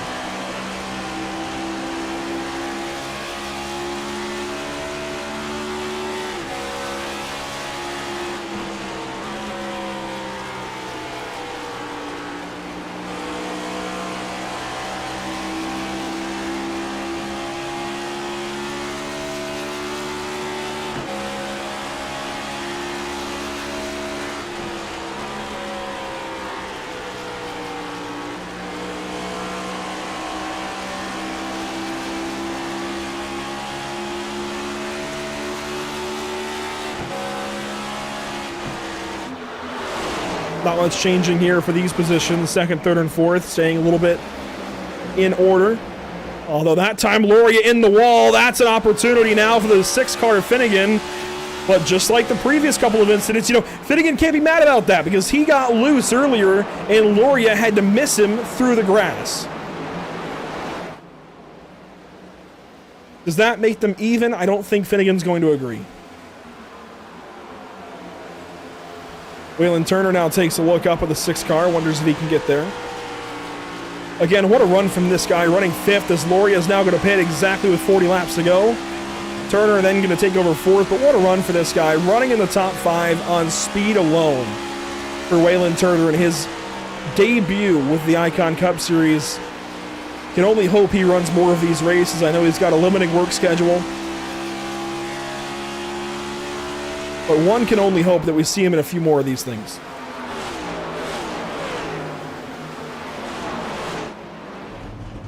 And there is Vincent Loria. See the pit lane time and the box time? It's going to be 4 tires. No, 2 tires down and away. A short stumble for the 67 initially, but he will get back out there. And he brings in Bissonette and Purcell. Leader staying on the racetrack. They're going to go a little bit longer. They've got another 10, 15 laps in their tanks. But Bissonette comes in. Purcell goes up on the jacks. Let's see, is it 2 or 4? It's 4 for Purcell. For Bissonette, it's going to be 4. 40 laps is a long time on 2 tires. That's my only concern there for the 67. Here comes Clemens.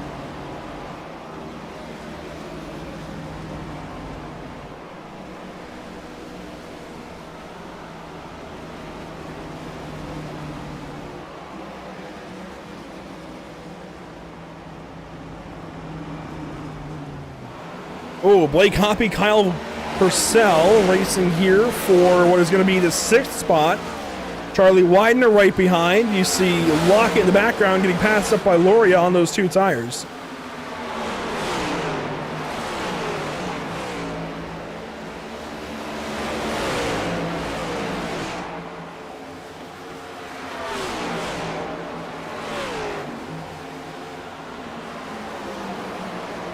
I like the early pit play from Vincent Loria. I just don't know if 2 tires is going to cut it in this run. This is a much longer run. Although you saw how equal he and Brian Smith were for a while there in that previous long green flag run, so you never know. Kevin Gunther in the pits. And Loria is going to go right through the middle of Hoppy and Widener. Hey, if it works, it works. He's now going to find a way by Kyle Purcell and Kyle Gilbert. And he will. Makes it look easy. Well, it is. He's got new tires. Kyle Purcell comes to the pit lane. Charlie Widener along with.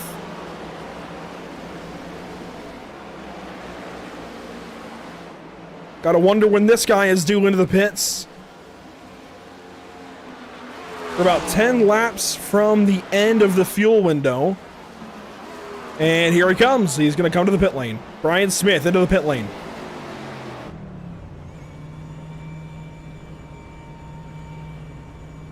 And he will not be joined by Ryan Patty. He will not be joined by Nathan Finnegan, Waylon Turner, Kyle Gilbert, or Blake Hoppy. So this is kind of on his own. I also like this move from Brian Smith. Pit a little bit early. He's going to have less time on old tires, losing time to the rest of these guys. He'll be able to undercut the 30, the 6, and some others. I really like this play. He's going to do 2 and away, it sounds like. Yep, 2 down and away. 9.6 seconds. Here comes Vincent Loria. He's not going to get to the 78 car, I don't think. It's going to be close. Working on the access road. Vincent Loria trying to clear Brian Smith, and he will. He will get the 78, but not by much. And now they're both on 2 tires. Patty gonna pit.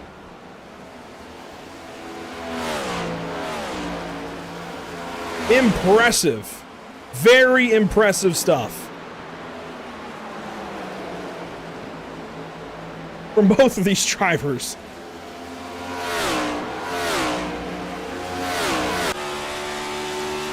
This is your eventual race for the win.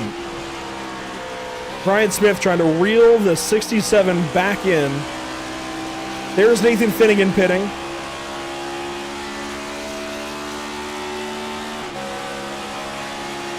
It's difficult to run somebody down here at Nashville, though. Let's see, the 30 working off the pit lane. He's going to lose a lot of time to those guys. Just stayed on the racetrack too long. The 6 will do the same, unfortunately. And the 30 went for 2 tires this time.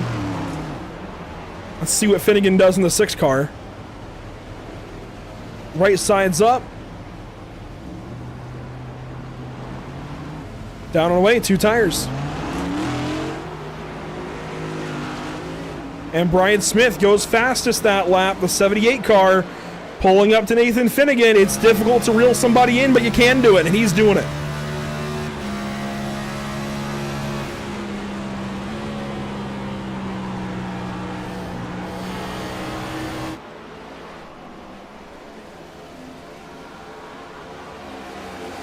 It has been the season of Brian Smith and Vincent Loria. It's going to continue to be that. Smith down to the inside, fastest lap of the race right there.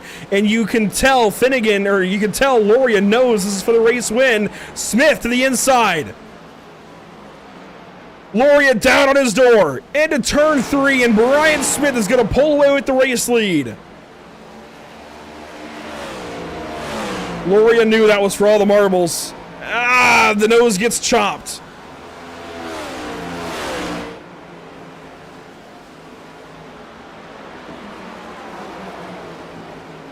The only thing now is if we get a caution in these final 30 laps. Stephen Tuck is still on the racetrack. He's put together a nice little race. Running on the lead lap. Staying out just in case we get a caution flag. He's got about 5-6 more laps in the tank. So he could very well run this thing out and potentially catch a caution before we hit 20 to go. Joshua Clemens, Jacob Smith, here they go side by side. Now these two are in the same Discord channel. I don't know if Jacob Smith is getting in with those guys at KU Motorsports. I know Joshua Clemens joined them mid-season. But they're in the same Discord channel. I would imagine they would work together here.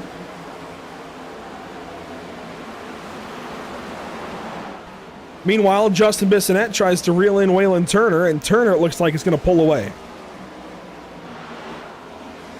Oh, and Tuck tried to pit. He missed the pit lane.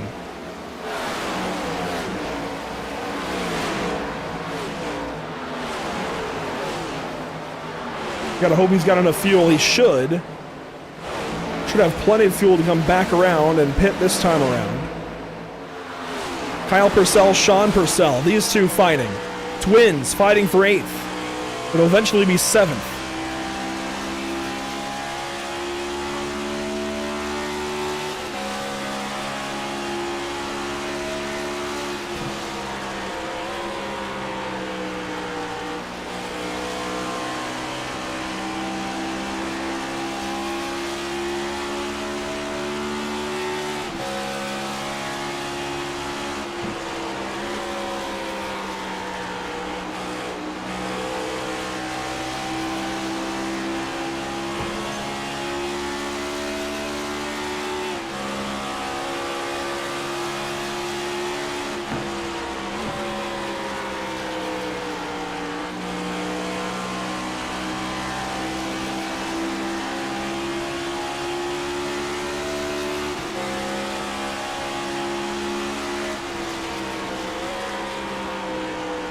Still just riding on board here, Kyle Purcell, Sean Purcell.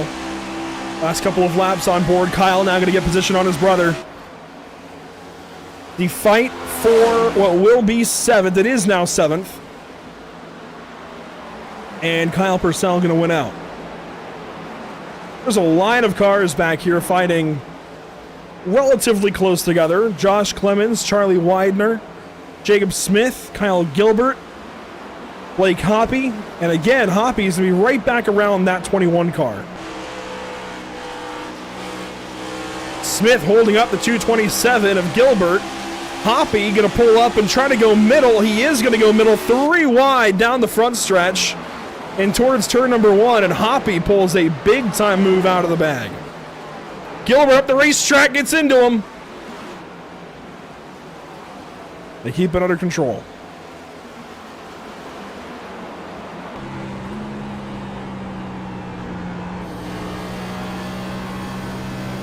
Looking at the time ahead there, bottom right of the screen. That's from Vincent Loria to Brian Smith. Gonna have 21 laps to go this time by the flag stand. And Brock Hersey is going to go 1 lap down.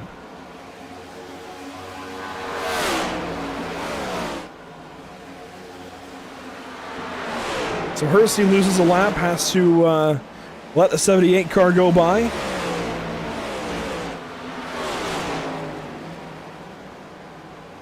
Oh, Loria nearly got the wall. Purcell's right back to fighting. They're a little bit split up. Sean now chasing Kyle. Kyle Gilbert chasing Blake Hoppy.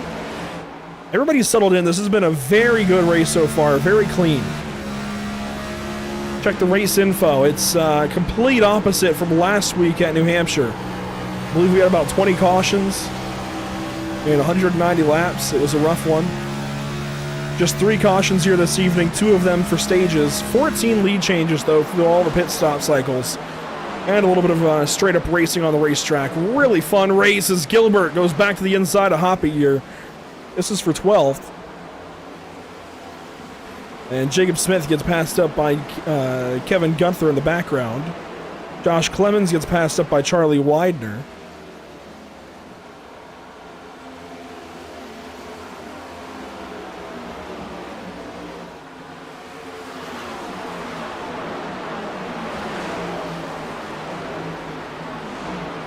Well, if you've enjoyed this so far, I think you'll enjoy next week's race at Chicago as well. A lot of green flag racing. Now, next week is going to be an interesting challenge at the Chicago Street Course. Don't know exactly what these guys have in store for us other than street racing and stock cars, which is never easy. But before we get there to Chicago, we've got to go to Slinger Speedway here at Pit Stop TV with the Sim Auto Racing Association 1-8 Racing Media National Tour. We'll go to Slinger Speedway on July 3rd for a patriotic shootout on the high banks of Wisconsin. And that is going to be a special race. We're going to have a late model race going in, a late model stock race going into the super late model race. Got to specify here. So a late model stock race to open things up, I believe 40 laps, and then the Slinger Nationals 200 lap race. And they'll be going to Langley as well soon. They just replicated the Thunder Road Harley-Davidson 200 at South Boston this past week. Soon they'll be replicating the Hampton Heat, a race that Dale Jr. is partaking in this time around, this season. So a lot of cool events coming up for the Sim Auto Racing Association. For the Nürburgring, we'll be taking the North American Racing League and their GT3 cars and drivers to the very famous Nürburgring Grand Prix circuit. It'll be July 6th. It's an endurance race for those guys. They'll have a 50-minute heat race and a 2-hour endurance race. Make sure to follow Pit Stop TV on social media on all platforms for more information about those races. Look at that gaggle, including Blake Hoppy in the 91. Let's see if we can get our thumb on the pulse of that. And there they go into turn 1. Now Jacob Gladulich is 10th. Blake Hoppy is 11th. So Gladulich is that black, orange, and white 14 car. Hoppy is that white and green 91. Clemens is 12th in the 44, the blue and yellow car. The yellow and red car is Kyle Gilbert. That's 13th. So these guys are all 4 positioned for the most part. The outliers in this are the white, blue, and yellow Toyota up ahead. That's the 79 of Eric Smith. He's a few laps down, along with Cody Eldred. Cody Eldred's actually racing that 79 for position. Cody Eldred is the 32 car at the back of this group. And Ryan Patty has now caught Vincent Loria for a 13 lap to go battle for second spot, and I think Patty's going to win out. Yeah. 4 tires for this guy, or 2 tires actually for Patty. Oh, Loria down at his door. Nearly turned into him. And about gets the wall on exit, so things unraveling for the 67. He might have swept the stages, but I don't think we'll be talking to him at the end of this race if things go the way they're going, as Widener is rolling back through the field. Widener into 8th. Long run speed for the 95 car. Hoppy pulls to the inside of Sean Purcell, and nearly takes him out there on the front stretch. Purcell's going to have to give that spot up. That is good for 9th for Hoppy.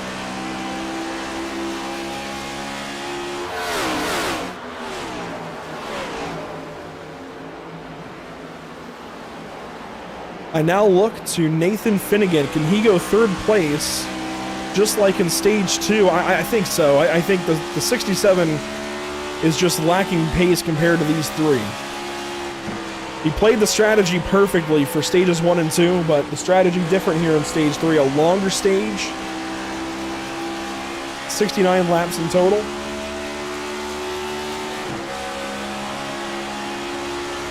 He almost had the stage 1 if this had been the same length as stage 2. So the strategy clearly works for that short time, but for him, it's not going to work out for the end of this race. Loria losing that spot. Finnegan goes right on by. That's good for third. Jacob Gladulich, Joshua Clemens here side by side. Clemens on the outside, Gladulich down low in 13th. He was just 10th recently, so the 14 heading the wrong direction.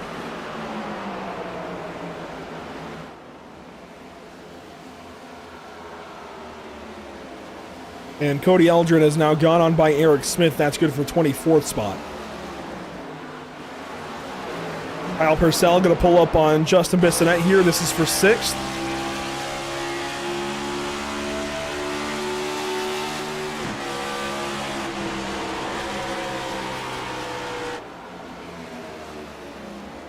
And like clockwork, Purcell's got better tires, works to the outside.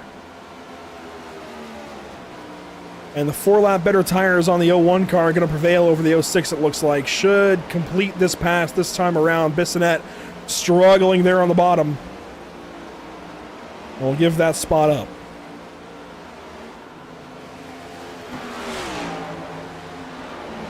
Gunther and Lockett now. These are the final 2 cars just about on the lead lap. You see the leader in the background off of turn 2.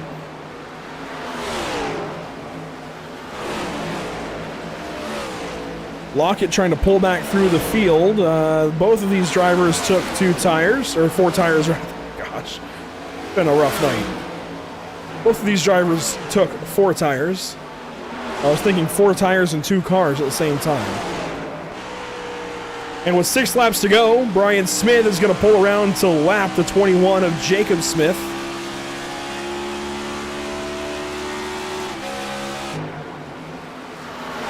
Just taking care of business.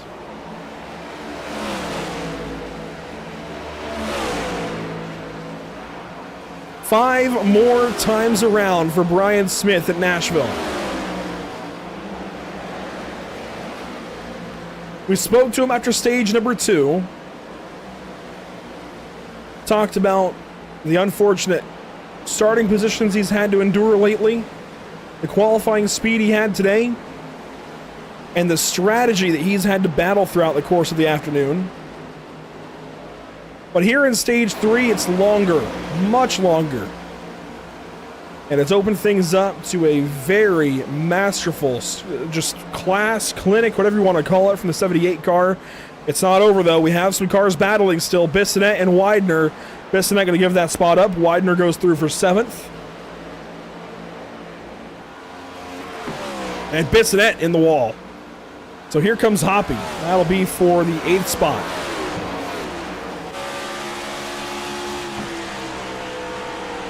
We could still have a caution. That was close.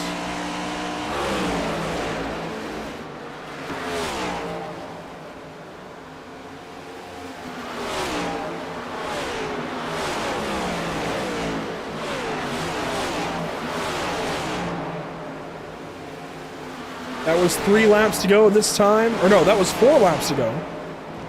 No, that was 3 laps to go. That was 3 laps to go. Caution! Yellow flag. I didn't think it would happen. Jacob Gladulich on the front stretch is wadded up. We are going to overtime. Unbelievable.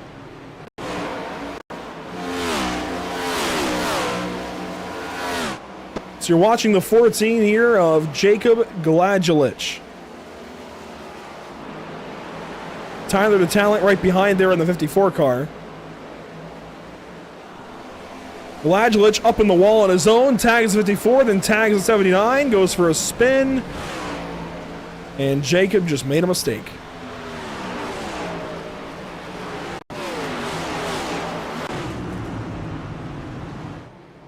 And I don't think pits were open that... No, they were. Pits were open that time. Patty comes in. Loria comes in. I don't see Finnegan. Turner comes in. I see Kyle Purcell. I see Charlie Widener, Justin Bissonette, Blake Hoppy, Kyle Gilbert, Sean Purcell. Staying out, though, Ryan Smith and Nathan Finnegan. So far, just those 2 cars. They'll be joined by Kevin Gunther. That makes it 3. Vincent Loria, though.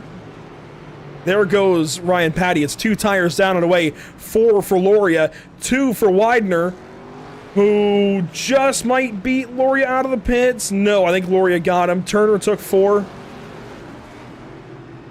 Oh, boy. And we are going to overtime at Nashville. I didn't think it was going to happen. Overtime rules, though, on the bottom right of your screen.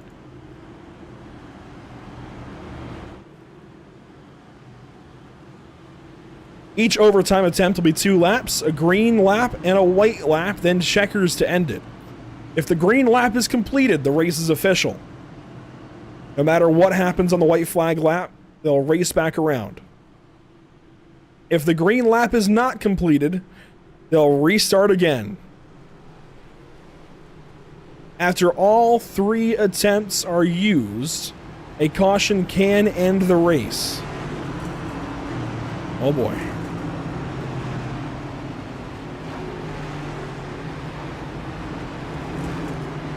There is one driver on my mind right now, and it's Charlie Widener.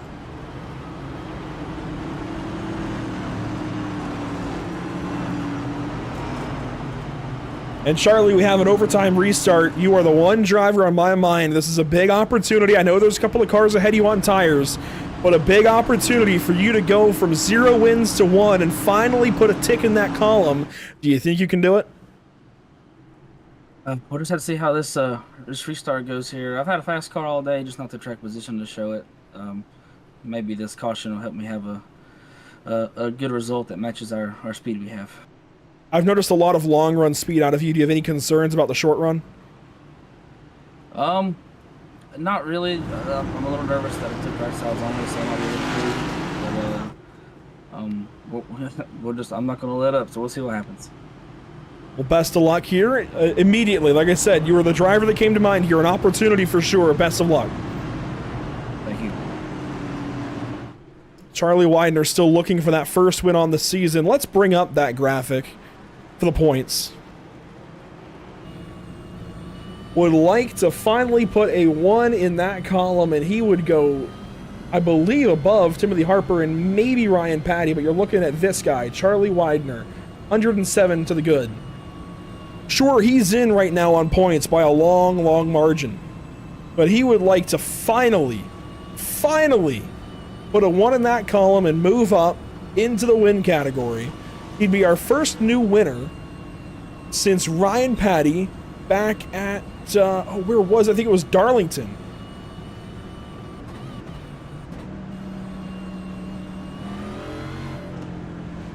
Since then, it's been Brian Smith, Vincent Loria. Brian Smith, Vincent Loria. So a big opportunity here for Charlie Widener for sure. Going back around to the green flag, let's take a look at the order we're going to have. It'll be Brian Smith, Vincent Loria on old tires. Kevin Gunther on old tires. Ryan Patty on 2. Vincent Loria down low on 4. Charlie Widener up top on 2. I like that top side. They only have 1 car to pass. The iRacing.com pace truck in. Overtime rules in the bottom right. And in Nashville, the Icon Cup Series goes to overtime. Green flag, the 6 launches. That's going to be a penalty. And we're going to race down to the first corner. Gunther being swallowed up. Patty goes right on through. Big crash to the back. Kyle Purcell, Zach Lockett, caution back out. This race is not yet official. That was a big restart for the 30.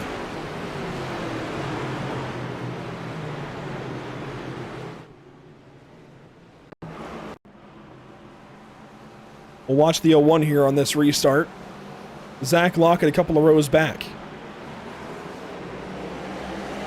And just by virtue of the accordion, the 01 didn't really go anywhere. Bissonette made it 3 wide down low. Purcell goes down, and Vincent Gilbert just wiped him out.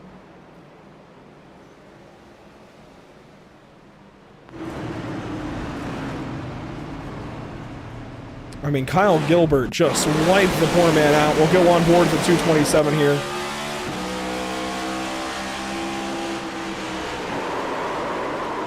I'm not really sure what was going on from the 227, if I'm being honest. That hole was always going to close. I don't know if he thought there was a hole or what was going on. I'm high above.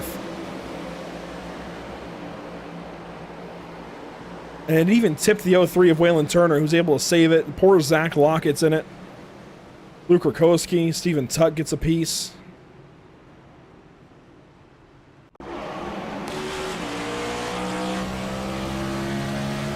On board with Zach Lockett for the restart.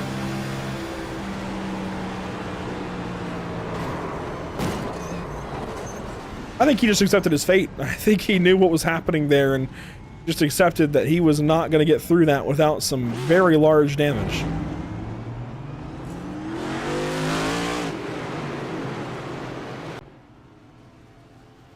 Really hate that for the 01 of Kyle Purcell. He's in the pit lane here. That car is all kinds of torn up.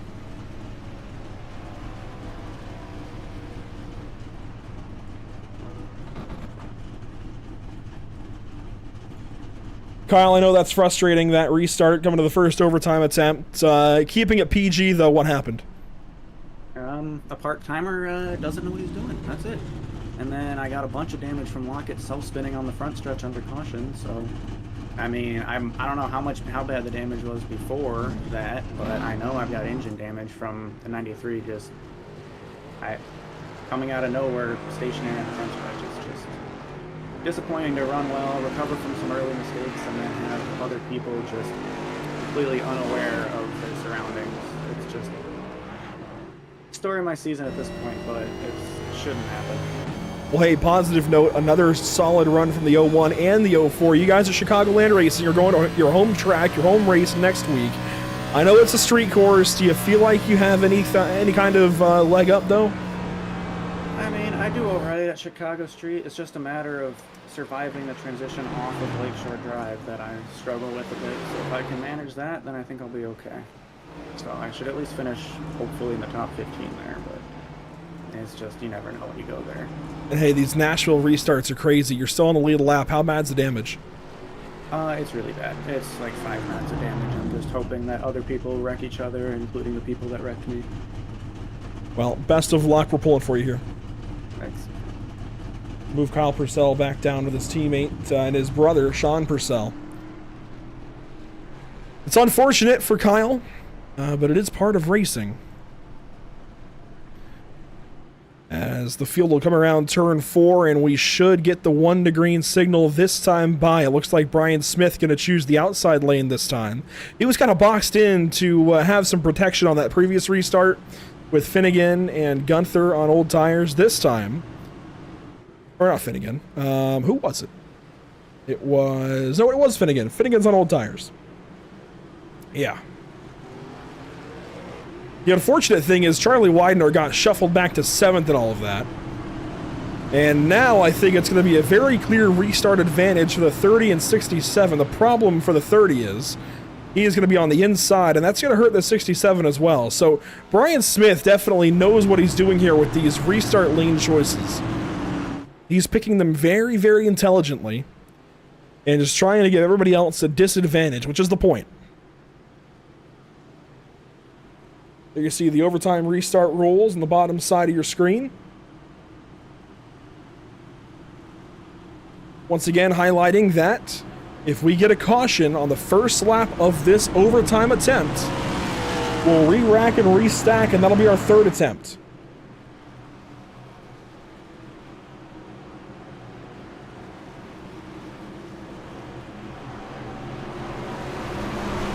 The iRacing.com pace vehicle heads back down to the relative safety of pit lane.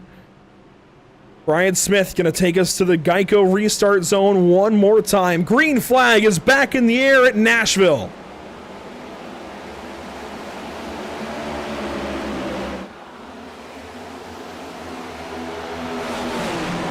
Vincent Loria hounding that 30. There you see Ryan Patty with the advantage down the back straightaway. Caution is out. We're going to try it again. Cody Eldred this time turned around at a turn number 2.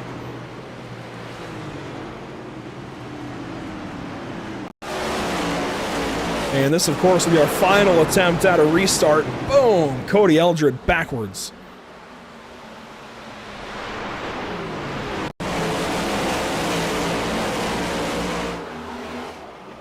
From high above. Watch the yellow 99 of Robert Bluen right behind the 32. And oh! Cody got loose, jumped on the brakes. Boom! Outside wall. Tyler the Talent got a big piece of it.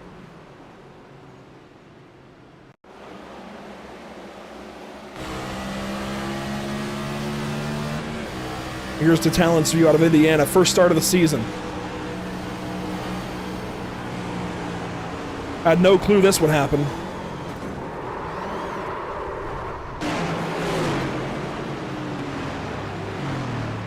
Oh, it nearly gets clobbered by the 14. That was close.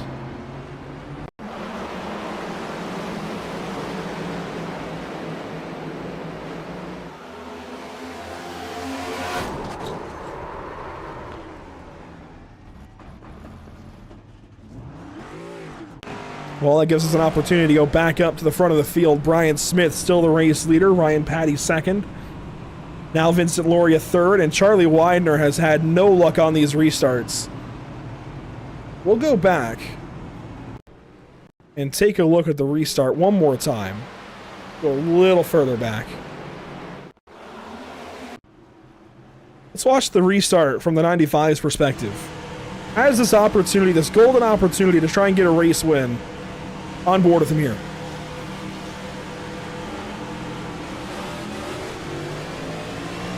Just the accordion effect. The top 6 got a great start. He was in 7th. Gunther's on old tires up top of the 31.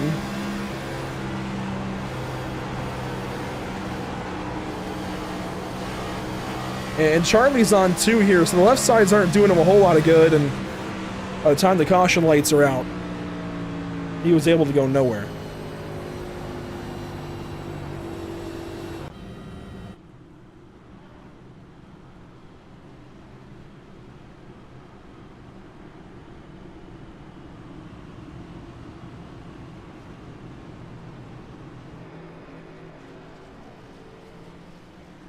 I see Nathan Finnegan all over the back end here of the 67.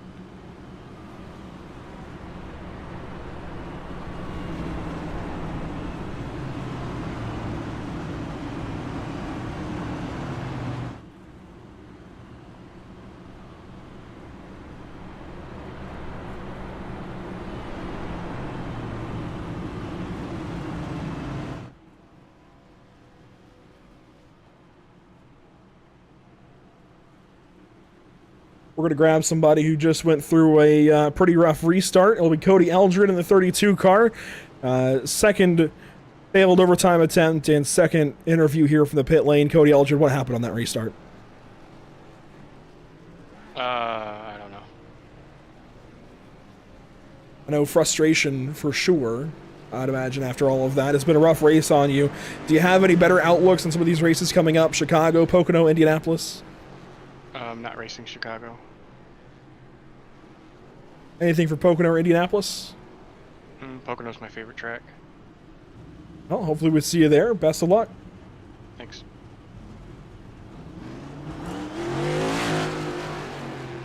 Move him back down. I think some frustration certainly for the 32 car. Very few words.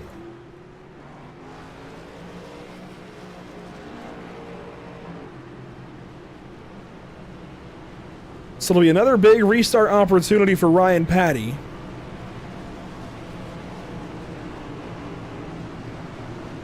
And this restart is either going to be shortened by another caution or we'll go to the end. We will not have any more attempts. That was our second. This will be our third overtime attempt. So back over here to the overtime rules. We can scratch off if the... Well, hang on. We can scratch off if the green lap is not completed, restart again. Because that's a perfectly straight line. How did I do that? As we get ready to come to the restart, we are on our final attempt. So after all attempts are used, a caution can end the race. Let's hope that doesn't happen. Going back around to the Geico restart zone. Brian Smith outside, Ryan Patty inside. Old tires, new tires. A late restart from Brian Smith, but it's a big jump from the 78 car. We are back green at Nashville.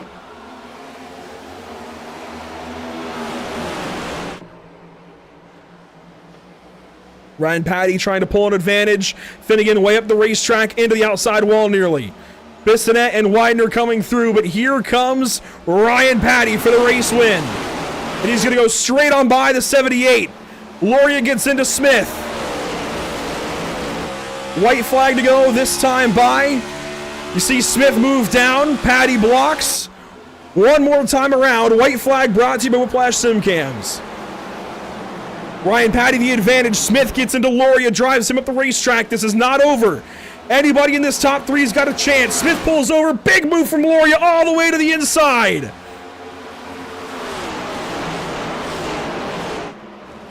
Everybody's just pulling over.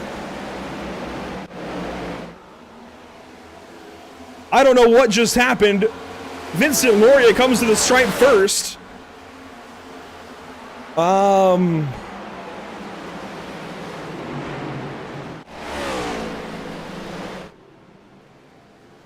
I think Vincent Loria just won the race.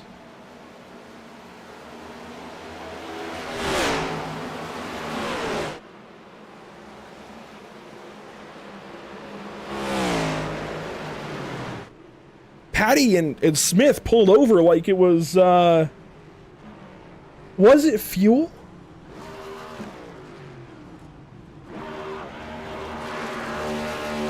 They pulled over like it was time limit. I didn't think they would be out of fuel.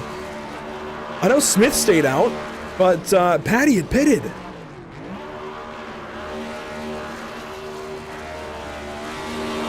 Wow. Unbelievable.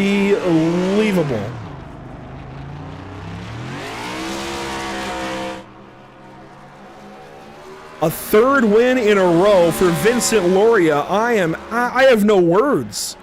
They pulled over. It didn't even cross my mind that they'd be that close on fuel. It was 44 laps for Finnegan, 49 for Gunther, 47 for Brian Smith. But I had no clue the 30 might run out of fuel. Wow. Well, we need replays. This is down the backstretch. The 78 pulling off, running out. The 30 pulling off, running out. The 67 straight to the inside. Justin Bissonette, Nathan Finnegan, Charlie Widener in the middle. Bissonette goes way up, gets the wall. Then there's Widener caught there. And Blake Hoppy swerves on through. Sean Purcell is somehow at the stripe going to go third.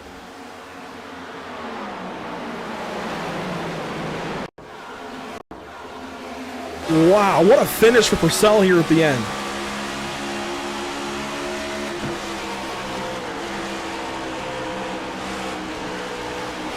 I'm blown away.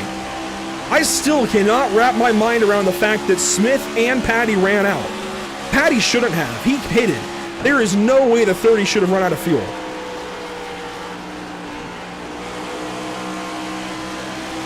But here's the run to the stripe for the 04, and that's how close it was.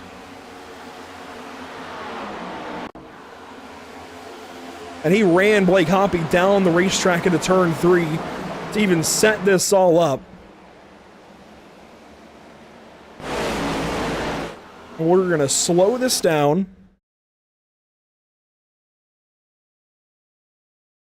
And see just how close this was at the stripe.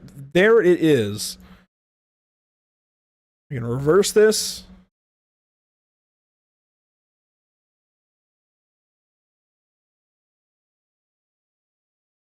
And there's the stripe.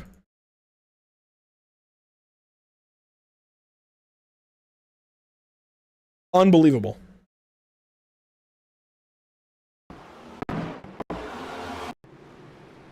One more time. We're just going to watch this restart, and then we'll get these guys for their winner interviews.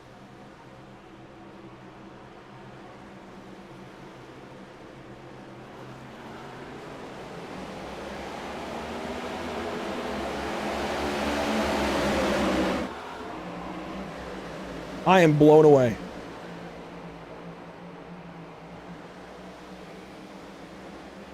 Absolutely blown away. I thought for sure the 30 had this in the bag.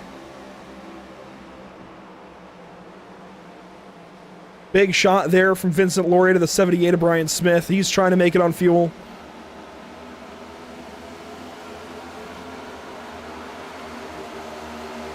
And from what I can tell, this is a very similar scenario to what we saw in Nashville for the NASCAR Cup race earlier. That finished up while we were racing. And here you see the 30 is going to slow down. He's out. Bissonette here in the 06 is caught on the outside. Nearly gets taken out in all of this. Widener goes on through, and Bissonette runs smack in the wall. Widener nearly had third. Ends up losing it after a couple of blocks there to the stripe. Just unbelievable. But Vincent Laurier is a winner again. Third week in a row, and we're going to bring in driver 67. Unbelievable scenes in Nashville. Third win in a row. Iowa, New Hampshire, Nashville. I know Brian Smith is on and on about how he is the best on these driver racetracks, and while he might dominate some of them, you go to victory lane again here, Vincent, with a whole lot of laps led to your name as well, which sounds like a bit of an answer to his statement earlier today. Am I right? Yeah, man, that was a crazy one. And just for the record, I can't play guitar, but I want it anyways. I wish we had a guitar for you to smash in victory lane. I mean, that would be icing on the cake here. Third win in a row, now 7 on the season, which is getting to be a pretty insane number. Next up, the street course. Not even the road course, the street course at Chicago. Do you think you can make it 4 in a row? Yeah, so unfortunately, probably won't be making the Chicago street course race. Oh, no. Yeah, unfortunately, yeah. So we'll leave that one to someone else, but we'll try to four-peat in races that I actually run in. I mean, this one tonight, man, was so up and down. I got a little bit of damage there on the right side. I took 2 on the final stop, which ended up being the wrong call by a country mile. And so, you know, I fell like a rock, and then I'm not even sure what happened on that late caution there, but that was just like a breath of fresh air. Patty and I went in for 4 tires, and I don't know if he was concerned about beating me off pit road or what, but he didn't take any fuel, and I mean, I had 40 laps of fuel left at the end there, so that was amazing. I know I want to also take a chance to shout out all my buddies that are watching this one. Like I shouted them out earlier. By the way, that is the stage 1, stage 2, and overall win on this one too, so that's something I haven't done yet, so that's pretty cool. But yeah, shout out to all my boys up in Harbor Springs watching it. Thanks for supporting me. That was a fun one. It's difficult to sweep the stages and go to victory lane in the Icon Cup Series. Finally, Vincent Laurier does it. Congratulations, Vincent. I know we won't be talking again next week in Chicago, but I'm sure at Pocono, Indianapolis, the races to follow, we'll be talking to driver 67 again soon. Oh, you can count on it. Thanks, Andrew. Vincent Laurier, victory lane once again. Second place, though. I think this is the best finish maybe of the year for Justin Bissonette, at least while we've been broadcasting. Justin, you finally, I thought about talking to you there at the end, but I didn't want to jinx anything, and apparently that was the right play, because you finally go through, not quite the race win, but second place in a day where you really needed it to follow up on momentum from New Hampshire. How satisfying is this? That was good, man. It feels good to finally have one where, finish where we can actually run during the race. Between it was a shift and a green white checkered at Texas and a couple others, I've become an expert at throwing these away, so having one land was kind of cool. You come into tonight, let's see, 9th in the standings, playoff standings. 61 up on the cut line. This is only going to move you further forward and closer to the 14 and 01, potentially past them, who knows. I mean, this is really a big time solidifying race for you. Do you feel like you can get a little more loose with things now and take some bigger swings for a win to try and get yourself officially locked in? Honestly, how we got here tonight is we are taking swings. I'm going to end up probably not making the last 2 races of the regular season, so I either need a big point buffer or I need my victory lane here before pretty much the end of the month. So it's we're just going to throw down every week, and hopefully the buffer's there. And it sucks to have to watch from the sideline to see how it all plays out, but just got to do everything to put myself in the right position before then. Yeah, there are some drops, but you definitely have to be on it before then. Best of luck the rest of the summer then. Hopefully we're talking to you a lot more, Justin. Sounds good. Have a good one, man. Justin Bissonette. Second place this evening, Sean Purcell, another O number, another O-digit number, goes third place this evening in one of the craziest restart sequences I've ever seen. You restarted, what, 9th? Coming to the green flag, and you end up third place when it's said and done. Recount it from your perspective. A couple of restarts before the 91, I barely cleared him, so I went in front and then had to brake for the corner, and he bonked me, almost spun, so he wasn't happy with me. He showed it under yellow. So I knew I was scared because he was restarting behind me in that last restart, so I was mostly running for my life. And, missing the corner kind of worked out because all the guys running out of gas went low, so I was up high already. And then, Widener was throwing some absolutely crazy blocks. Made it basically a free-for-all out of the final corner between Widener couldn't block me and Hoppy, so we both split them, and luckily I beat him to the line. It was kind of an insane finish, one of the better ones I've had here. And from New Hampshire to Nashville, completely different stories. You're out of the race early in a big incident. Tonight you go home, third place. I mean, complete polar opposites. This has really got to turn things around for you, especially coming in below the cut line. Yeah, I mean, I've been very unmotivated with lately. I mean, obviously just my personal life's gotten a lot busier, so I recently got engaged, so between that and a new job, thank you. Between that and a new job, I basically only turn on the sim for race days, and even then I miss a lot of the practice sessions. So getting this result, even if I didn't maybe deserve this good of a finish, I feel like I'm due for some good luck after all the bad luck I've had lately. So it's nice to be back in the playoff picture, have something to race for as the season starts to wind down towards the playoffs, and looking to have some fun again.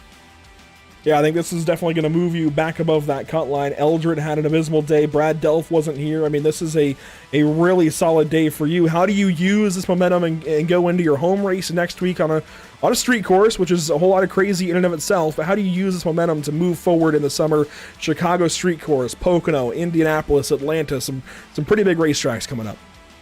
Well, I am not a road racer. I am bad at Indy, and I'm bad at Pocono. So I am going to try to stay in the draft at the 2 big ones and just have fun at Chicago, because I may be terrible there, but my God, it's a fun track just to once you get in the rhythm. Like, it might not be the best show of all time, but, last time I raced there, I had a photo finish at the line for a pass. So you never know. Stuff can happen there still. It's like it's a powder keg just waiting to erupt. So, yeah, Chicago should be a great show. Absolutely. A very pleasantly upbeat Sean Purcell this evening, third place. Congratulations. Thanks. About time. Finally, things go the way of the 04 car, and a much happier interview, the happiest we've had from either of the Purcell brothers to this point, I think, this season. A really solid day for Sean Purcell when it's all said and done. Kind of an up and down race for everybody, and some crazy stories throughout the field. We'll take a look at the unofficial race results. Vincent Loria with the race win, 48 laps led, started third, ends up with the stage wins, both of them, and the race win. Justin Bissonette second, then Sean Purcell, Blake Hoppy, and Charlie Widener. Take a look at the rest of the top 10. I think some big notables are Brock Hersey. Brock Hersey is a big deal, actually. He comes in 35 points below the cut line. He's pulling some big points on Cody Eldred, Brad Delph, Zach Lockett, a bunch of these guys. So Hersey netting himself a ton of points. Stephen Tuck as well comes into tonight, just outside the picture, actually, I believe 25th in the point standings. So some big points there for the 10 car. Those guys really needed those kinds of runs, and Brock Hersey needs a lot more of that as this season goes on. Kyle Gilbert, his first start, he goes 11th. Zach Lockett goes 12th. Kevin Gunther, Ryan Patty, Brian Smith, your top 15. Waylon Turner a lap down, along with Adam Ball, Tyler DeTalent, Robert Ballou, and Hanover Fist. Some really unfortunate finishes there for a lot of guys. Patty and Smith, of course, about had the race won, each of them. Patty, I'm still so blown away by the circumstances. I don't know how he would have sputtered to the finish line, but he did. Brian Smith makes a little more sense. He stayed out. Waylon Turner a lap down. I don't know how that happened. Adam Ball had a rough night. Tyler DeTalent got sorted back early. Robert Blue and Hanover Fist top 20s. Just a crazy night here at Nashville, all the way down through 29th spot. Michael Milfelt did not start the race. Well, earlier we went over what is coming up next for us at Pit Stop TV. We'll do so briefly again here. Next up, it's the 1/8 Racing Media National Tour for the Slinger Nationals. Then Saturday, July 6th, we head out to the Nürburgring with the North American Racing League for their first endurance round of 2 this season. And then a week from today, we go out to the Chicago Street Course with the Icon Cup Series at 7:45 Eastern on July 7th. Thanks so much for tuning in this evening. Make sure to follow Pit Stop TV on social media. Make sure to follow Whiplash Simcams on social media, on Facebook, X, and Instagram at WSimcams on each platform. A big shout out to ATVO and CC's Business making this evening possible as always. That will do it for us from the Nashville Super Speedway. What a day of racing when it was all said and done. Unbelievable scenes all night long, really. Just a long strategy race. And a last-minute caution sets up for one of the craziest runs to the end that we've ever seen in the Icon Cup Series. And who knows, maybe we'll do it all over again next week at Chicago. Don't miss it. Chicago Street Race next week here for the Icon Cup Series, 7:45 Eastern. We hope to see you there. Until then, have a great night. Catch these other races on Pit Stop TV. We'll see you at the races.